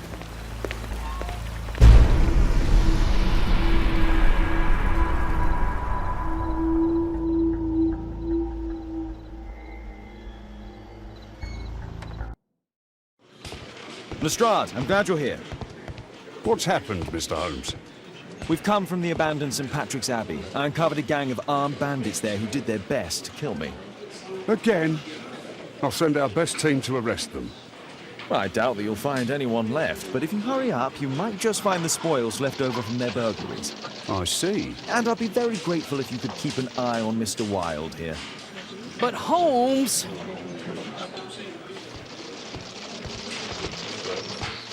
Wilde, please try to remember. Yeah, the slightest detail, etc. Well, apart from the smell of those bandits who kidnapped me, nothing special.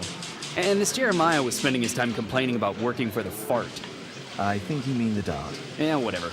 Jeremiah said that they should all wait till the fart was released. It makes no sense, right?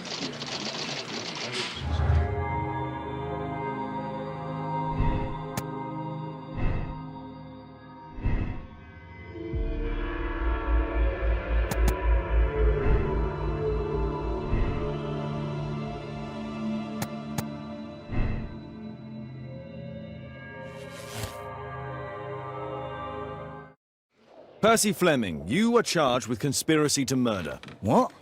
You used Jeremiah Thorne in your little game because you didn't want your hands dirtied. You're lying. Jeremiah spoke to me before he died of how you ordered him to throw the bomb and, after its failure, to abduct me. Nah, I don't know what you're talking about. Shut up. I think that it's perfectly clear. Attacking Mr. Sherlock Holmes is one of the quickest ways to be hanged. Nah, you can't do that. I'm an innocent man. Constable, take him back to the cells. Holmes, you simply have to face up to it. You need to have a serious discussion with Kate about her origins. I can't. No more excuses. She will learn soon enough that Alice is leaving. This other hidden secret. She will not forgive you. She does not need to know why. No? So she will blame you for Alice's departure. Is that what you want? No, I certainly... It's as Kate said, I always do the wrong thing where she's concerned. Now look here. I'll take care of your case once we're back at Baker Street. Cabby, why have we stopped? The road to the square is blocked, sir. Why? There's been a bad road accident. Oh, splendid.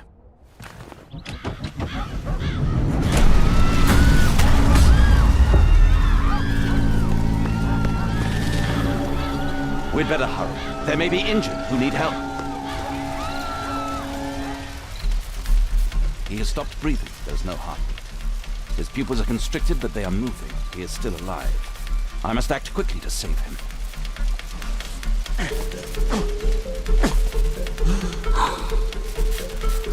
Thank goodness. This man will live. Holmes, don't just stand there. Do something.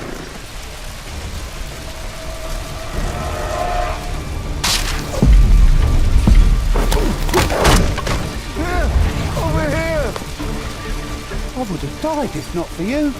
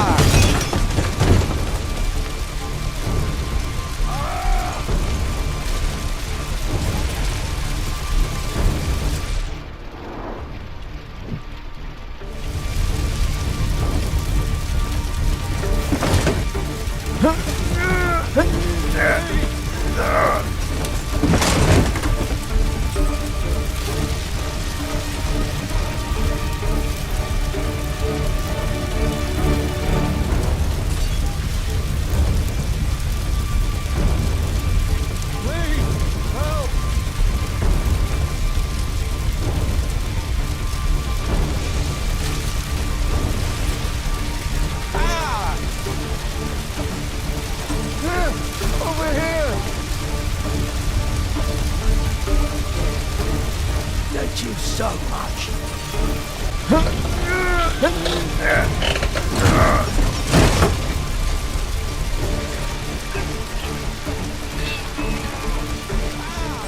Thank you for saving me.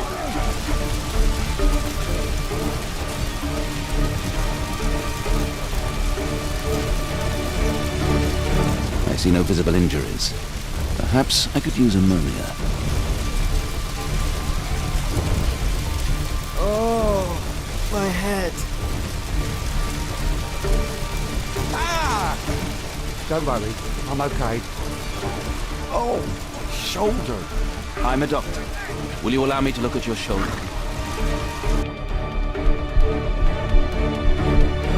Ouch!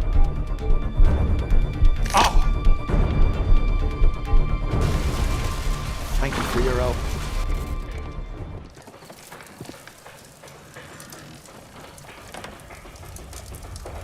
Holmes, it appears the police have arrested someone. Perhaps it is the person responsible for this disaster. Let me go. You're talking nonsense. Insulting a police constable, eh? That's quite enough. What's happening here, Constable? Mr. Holmes, this gentleman here is the fellow who built the scaffolding which collapsed and caused this accident. That ain't true. How were you hurt? This hammer hit me on the leg. How? It flew out from the scaffolding I put up. When the damn thing collapsed, the hammer flew out and cost me leg. You were standing over there at the time. Oh, aye. Yeah, that's right. So it would not have been possible for him to bring the scaffolding down, Constable? Perhaps it was poorly constructed. Oh, right. Yes, of course. And what made it fall? Perhaps it was you, waving around that rotten stick of yours. You'll wind up getting a taste of it if you carry on like this. One moment, Constable. The scaffolding here has been entirely dislodged. It is unlikely that this disaster could have been the fault of this gentleman. Allow me to inspect the area, and if you could possibly be of use, close off the surrounding section. Do not grant anyone access, nor allow them to leave. Is that quite clear? Absolutely, Mr. Holmes. This accident is a little unusual. I need to concentrate on the details. I must include all the participants in the accident sequence. Good day to you, sir. Would you mind answering some questions? I'm investigating this accident. Are you the driver of this cart? Yeah. I was transporting vegetables from my farm to the London market. What can you tell me about the accident? I don't know. There was a collision. I felt the ground. I come over all dizzy. What did you collide with? That contraption up in front of me. He stopped all of a sudden, and I tried to avoid him, but I wasn't quick enough. Do you have any idea what might have caused this cab to stop so sharply? No idea. The pumpkins fell here after the sprung cart collided. Those wardrobes fell like dominoes. Might I ask you some questions regarding the accident? It all happened so quickly. There was an explosion, and my horse startled and threw me back against those wardrobes. This jaunting car would be capable of travelling at great speed.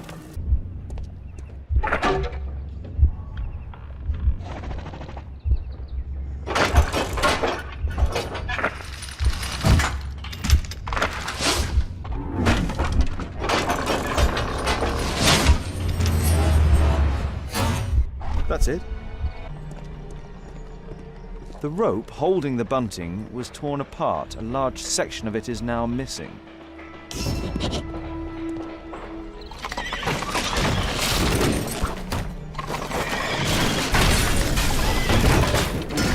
That's it. The technical cab's sudden halt caused this disaster, but the lamppost fell down afterwards. So why did the cab stop?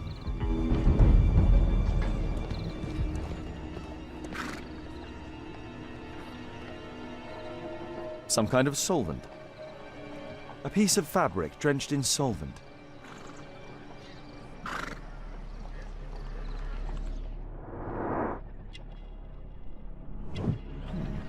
A tattoo. This man was killed by electricity, as shown by the distinct mark on his hand.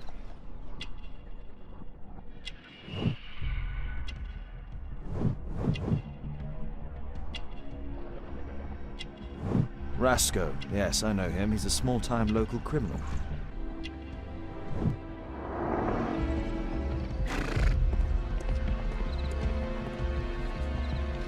This crank has been turned.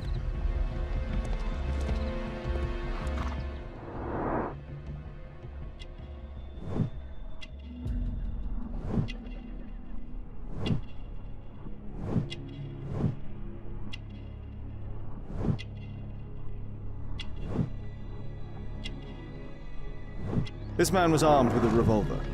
Webley, I suspect. This cab was painted recently. There is some text underneath the paint here.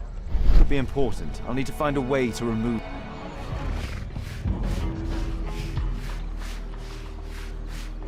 Underground Electric Railways Company of London.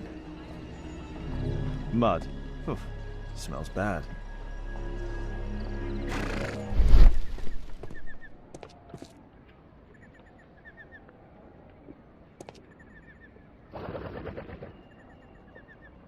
There is some electrical wiring here beneath the manhole.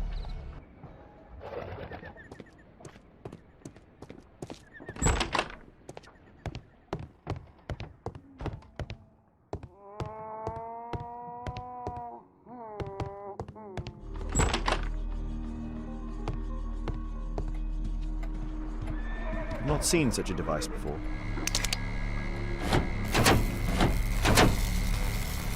The electrical charge which affected the technical cab came from here. Holmes, I was looking for you. I have an idea about the accident. Never mind. This one is murder. What? What? You? You're the murderer, You're eh? off your head. Are you sure, Holmes? Oh, yes. A murder and an accident, because the killer, by electrocuting the cab, created this chaos. And so this multiple crash is now our great chance. Our great chance? Of what, Holmes? The culprit could not have planned for this to happen, don't you see? And it is possible that he is still here due to the prompt arrival of the police. Now, I see 5 men who could be our murderer. Let us take a look at the map.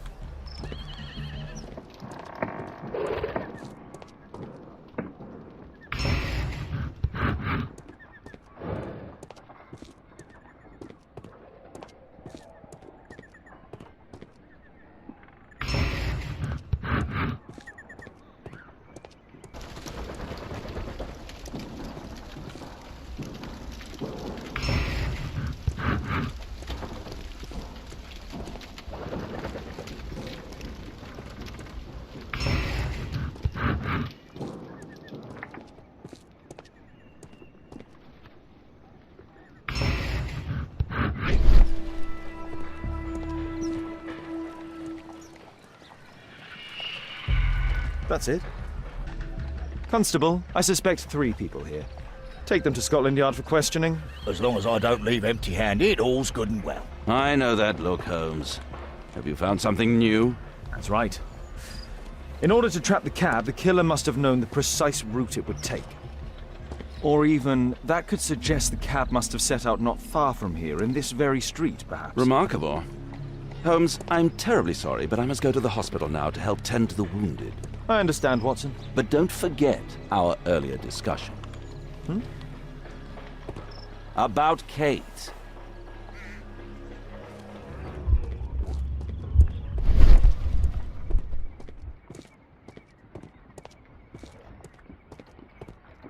Mud. Oof, smells bad. The lock was forced.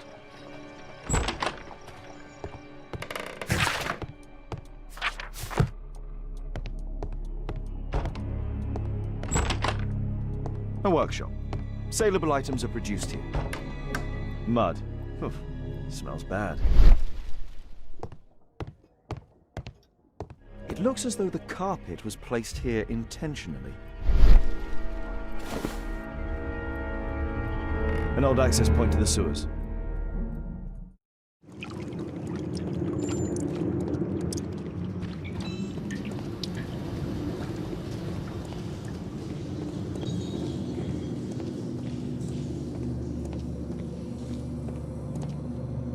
A red powder. Given the circumstances, most probably iron oxide. Or just rust. Magnesium strips.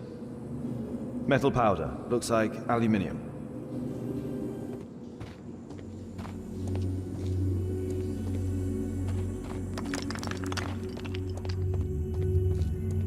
So, it was the goal of Rasco's gang to rob the bank.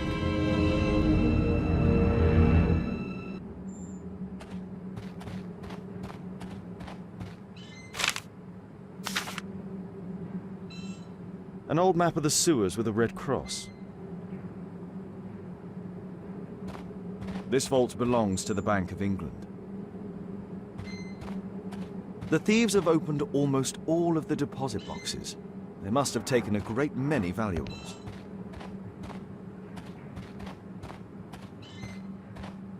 The thieves have opened almost all of the deposit boxes. They must have taken a great many valuables. The iron wall of the vault has been melted through. Still warm.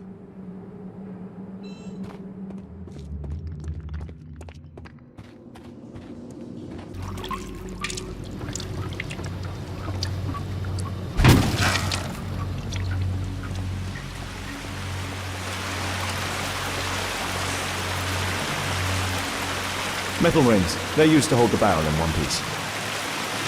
A banknote. Dry, so it hasn't been here very long.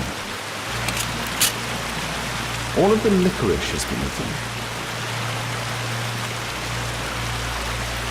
These barrels are empty and unsealed. Murad, quite a popular brand of cigarette. This cigarette stub is dry. It was discarded fairly recently.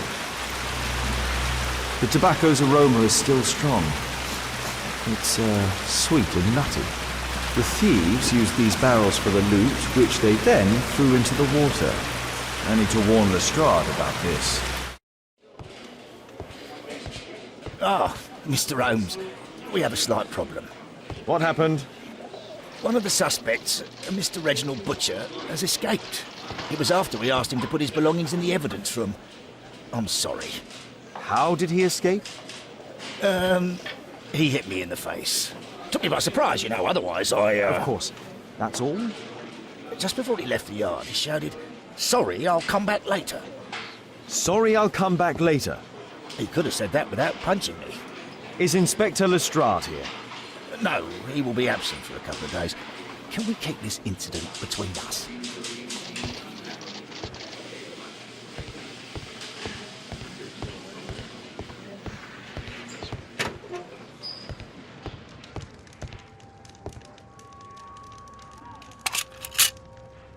Reginald Butcher is fond of sweets.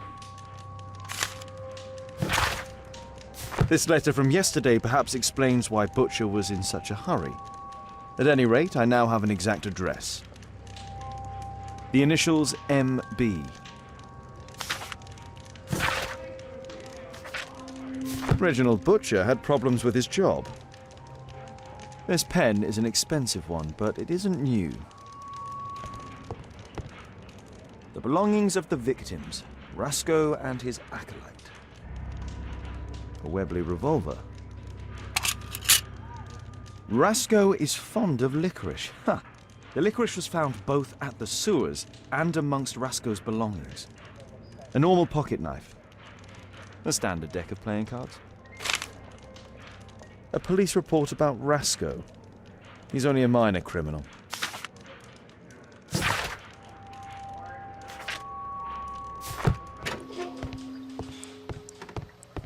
Please, escort this suspect for interrogation. Good day to you. My name is Sherlock Holmes, and I am assisting the police with their investigation. I'm Benjamin Fowler, and I was arrested by mistake. I swear it. You have not been arrested, Mr. Fowler. You are here as a witness. Oh, but I saw nothing. I swear. Let me go. Could you tell me what you were doing at the scene of the accident? I was working on the square's statue. I work for the council. I swear it.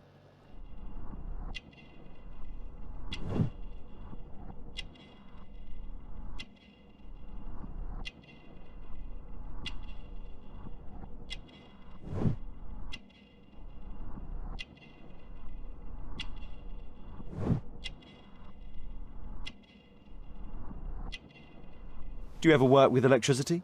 Yes, sometimes. I repair electric lampposts, but I'm not a specialist. I swear it. It's new, isn't it? And complex and dangerous. I understand. Mr. Holmes, I know you're a great detective and you understand me, so please let me go. I know nothing, I swear. Yes, you swear it, I know. Mr. Fowler, does the name Rasco ring any bells with you? First time I ever heard it, I swear.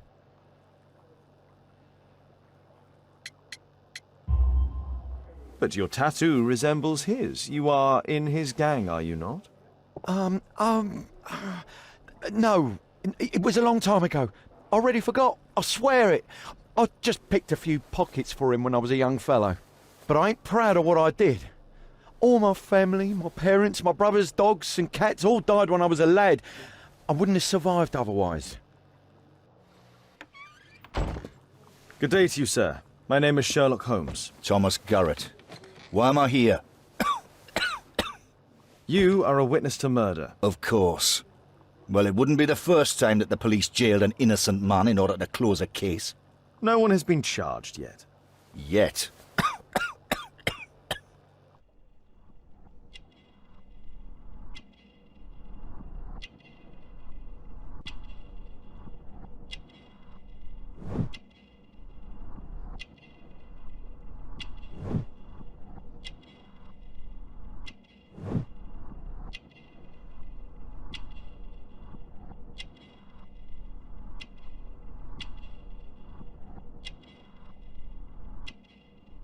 Did you perhaps see anything in particular during or after this disaster? Yes. I saw part of your bourgeoisie burn up and explode. It was spectacular. Why did you remain in the square? Why not seek shelter? Like the rest of the sheep, there were some wounded comrades, workers. I wanted to help them. You have a severe cough. Are you suffering? It's only a cold. Why not be honest with me? You are spitting up black fluid. Ah, well observed. Yes, I have enough coal dust in my lungs to fuel an entire London district. You were a miner then? Since the age of 13, yes. At the Newcastle mines. 15 years of hell. Those were bloody times. But now it's over. I don't want to die in those holes like my father and my brothers did, in order to line the pockets of the rich. Do you have any electrical knowledge? How do you know about that? You a mind reader? There are electrical wires amongst your belongings. Clever. Yes. I teach electrics to my comrades, since I'm currently without paid work. I'm self-taught, so we're not as dumb as you might think. And I don't want to work for bosses anyway. I'm apparently in the children's ward.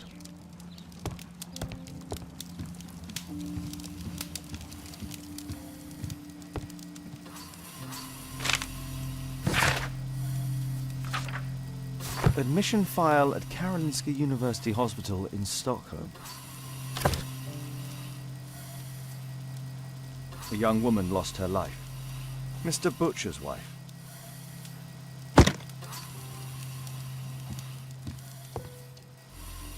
Merrill Butcher. Mr. Reginald Butcher, I've come from Scotland Yard. Might we talk? All right, but not too loudly. She's finally asleep. Is she your daughter? My pretty little Merrill. She's very ill. Now look, I'm sorry I ran, but I had to see Dr. Blowberry today and the policeman wouldn't listen. Don't worry, I understand now. Can she be cured? It'll take a long time, but I'm confident that we'll win this fight. I can't bear to think otherwise. Yes, it's probably just a question of money. What are you talking about? It's a question of willpower, and my daughter will win. I do hope so. Although the treatment at the Karolinska University Hospital is very expensive. Yeah, it's our only hope. Thanks to the good Dr. Blowberry, she finally has a bed. We're going out next week. It's our last chance. Do you have children? Yes, I have a daughter too.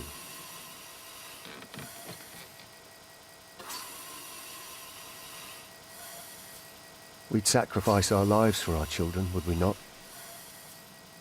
Yes. Of course, yes.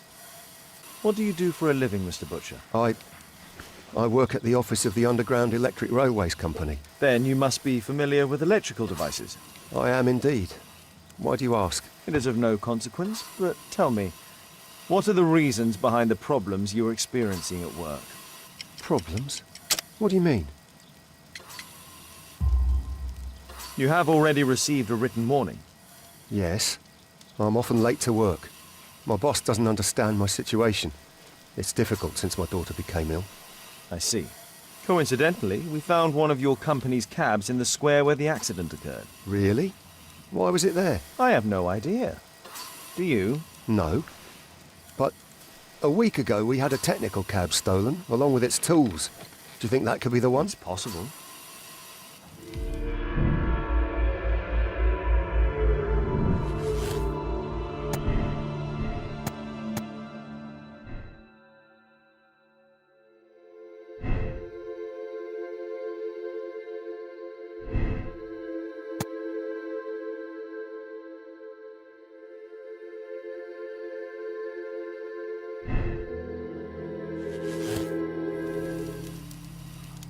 Mr. Holmes? Mr. Butcher, say goodbye to your daughter.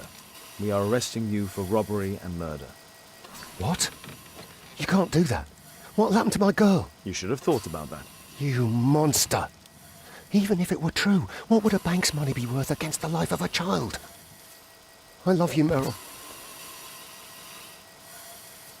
Murder is never proof of love.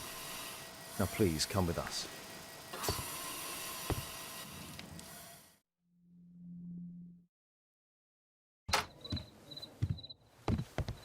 Holmes, at last you're back. We can't find Kate. What?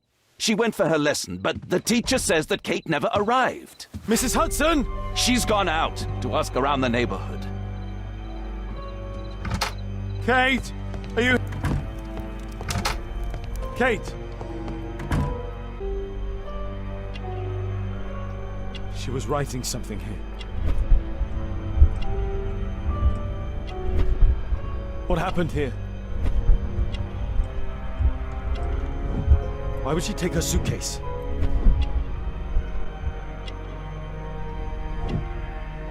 Why was it left open? She took all of her favorites. She was writing something here. Kate took her diary. Kate packed her things and left. I don't understand. What's that? The sound came from Alice's room. Alice! Kate! Where are you? You never do anything right! I've had enough of you not caring about me! You don't understand anything! I wish Alice would have got me! What are you doing,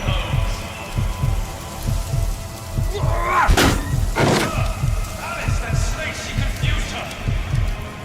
What?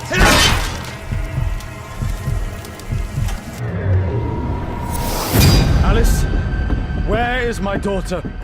Your daughter? You don't have one, Mr. Holmes. You never did.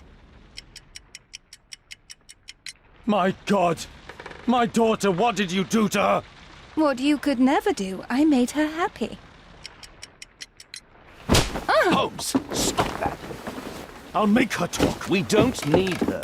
Just use your skill. I'll take care of her.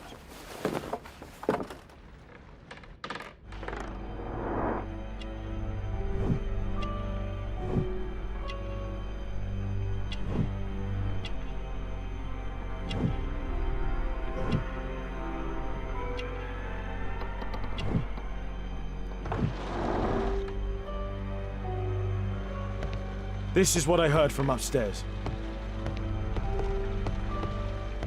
Alice entered through here.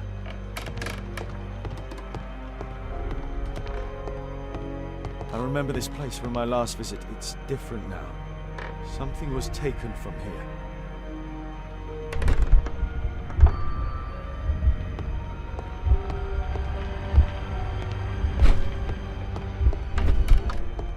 Portrait of Alice's father, William Hamilton, and some items required to conduct a séance are missing.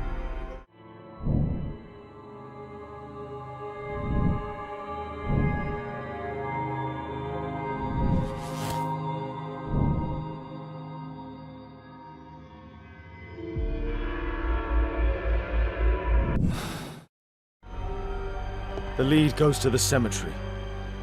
Watson, keep an eye on her.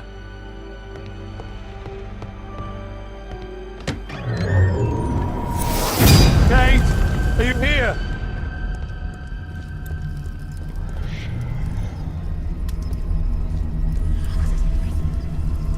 Alice brought them to perform the ritual.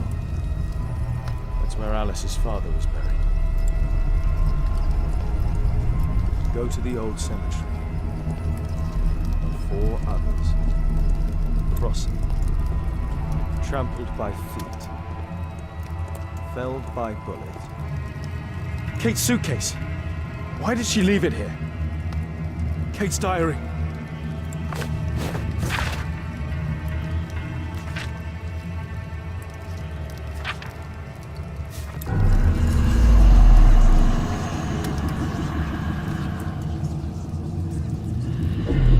Where do we find him, Father?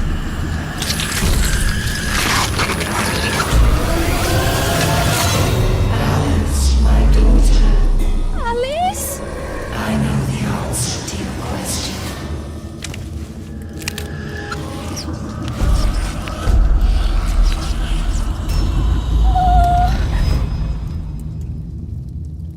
I can't believe that Alice made my little girl go through all this. Damned woman!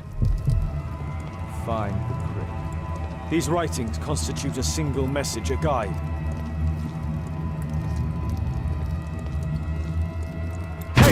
Kate! Oh my God. It's Alice's father, mummified.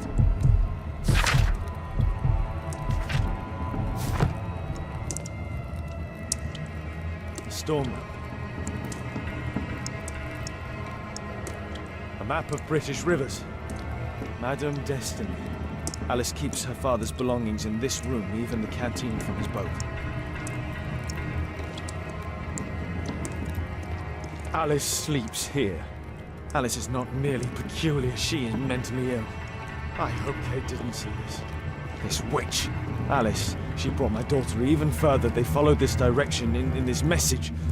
They went to the old cemetery.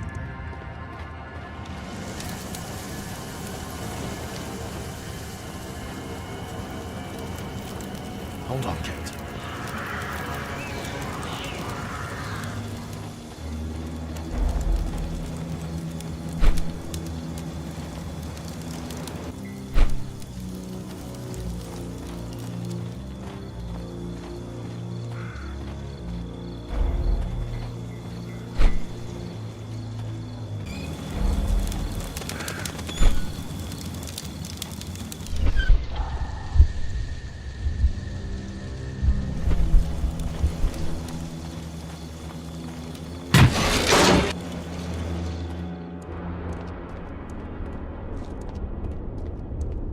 Kate!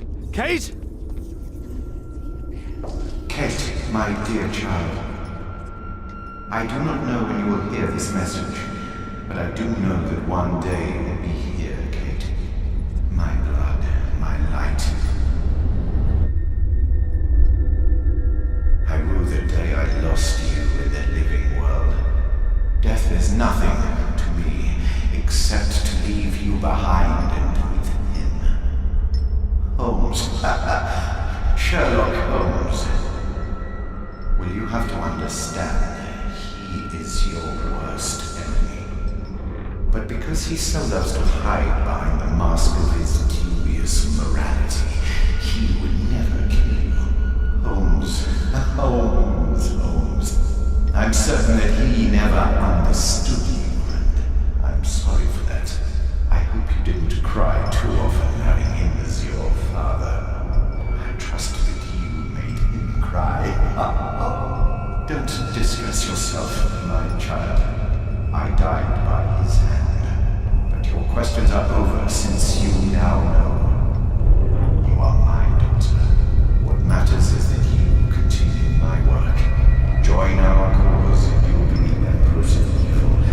My Kate, my flesh, before Holmes's eyes and in front of the world.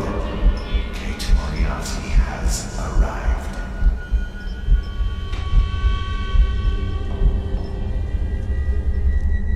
Moriarty. You. Kate. Oh no. She knows everything now. Why did it have to be like this?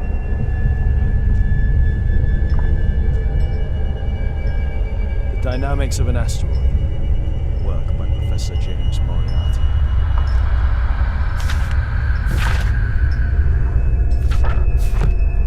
Metal star with an extremely precise carving. Young Kate. Father. That's a ribbon from Kate's hair.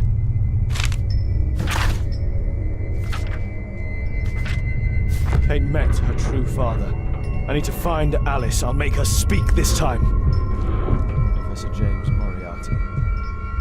Because I could not stop for death. Kindly stop for me. The carriage held with just ourselves. It's blocked from the outside. What? Alice! Accept your death, you fool! You witch! Let me out! Free Kate! Come back, witch!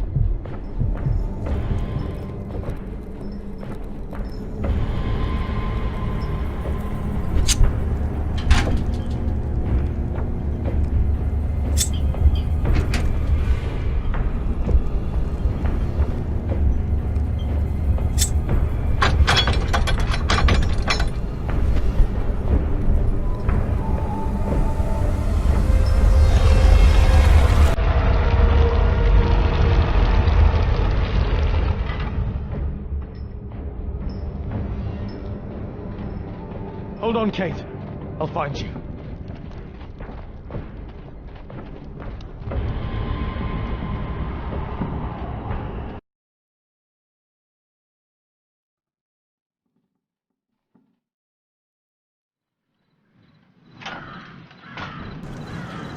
Watson! Holmes, she tricked me. Where's she gone? Watson, where? I don't know. She left, saying that she had to go and see a lady. A Mrs. Destiny? Madam Destiny, she's a boat. What? Over there, Watson! She's abducted Kate! I can't believe it. She's a lunatic, Watson! She made a room for her dead father, and now Kate is with her!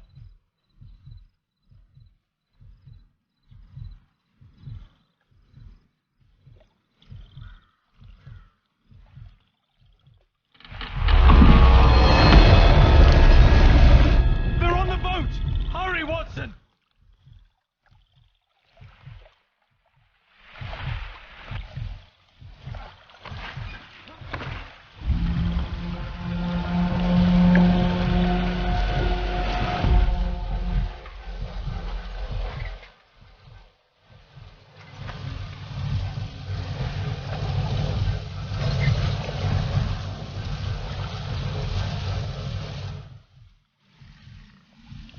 Stay here and hold on to the boat, Watson. Kate! Kate! Kate, I'm here! Just jump! Alice! I'm afraid! I know, but you'll be all right! Look! It doesn't burn! Come on! Kate! Oh my god, no!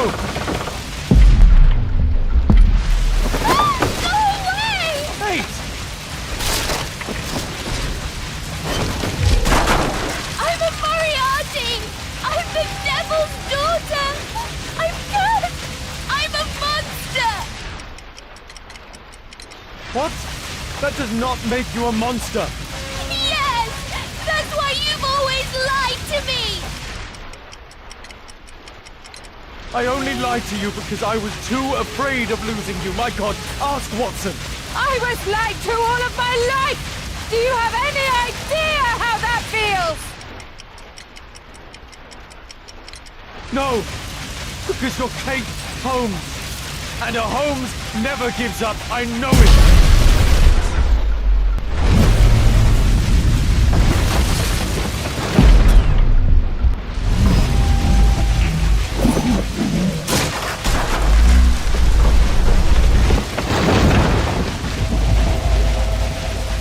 Yes! He knows! Nothing can change fate! Listen! He failed to change the fate of Tom Hurst, who ended up an orphan, just like you! I deal with criminals. These things can happen. I raised you differently. You? You sent me away! When I'm home, we fight all the time! You're ashamed of me! No! No, living at Baker Street can be dangerous. Remember the bomb! It isn't possible to escape destiny! Meryl Butcher couldn't! Her father was a murderer! But Kate, she deserves to live, don't you think? Kate, don't listen to her! And Holmes will be murdered himself! I have foreseen it!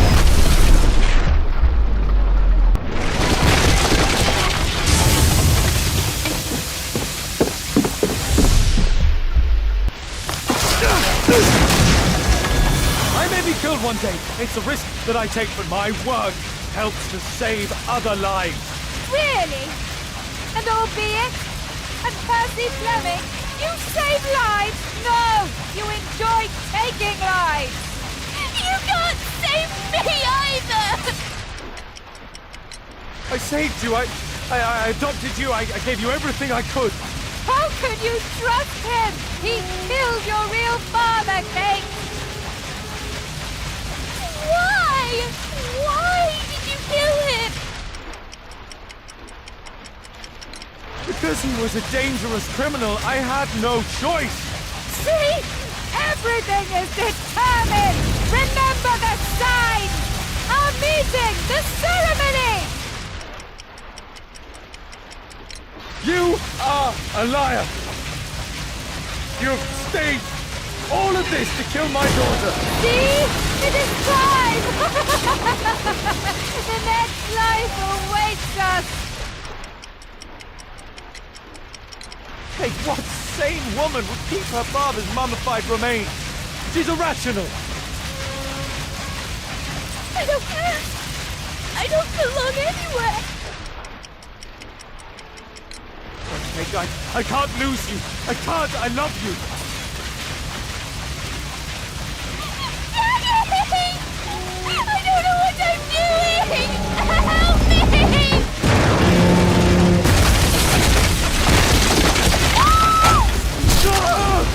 Kate!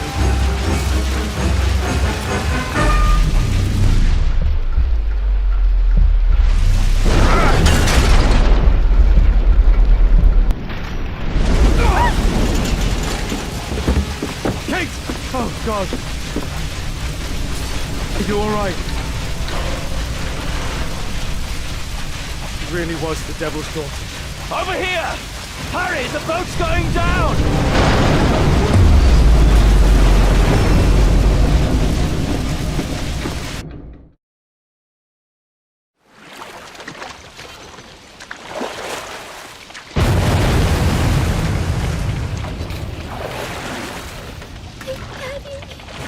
I'm so sorry.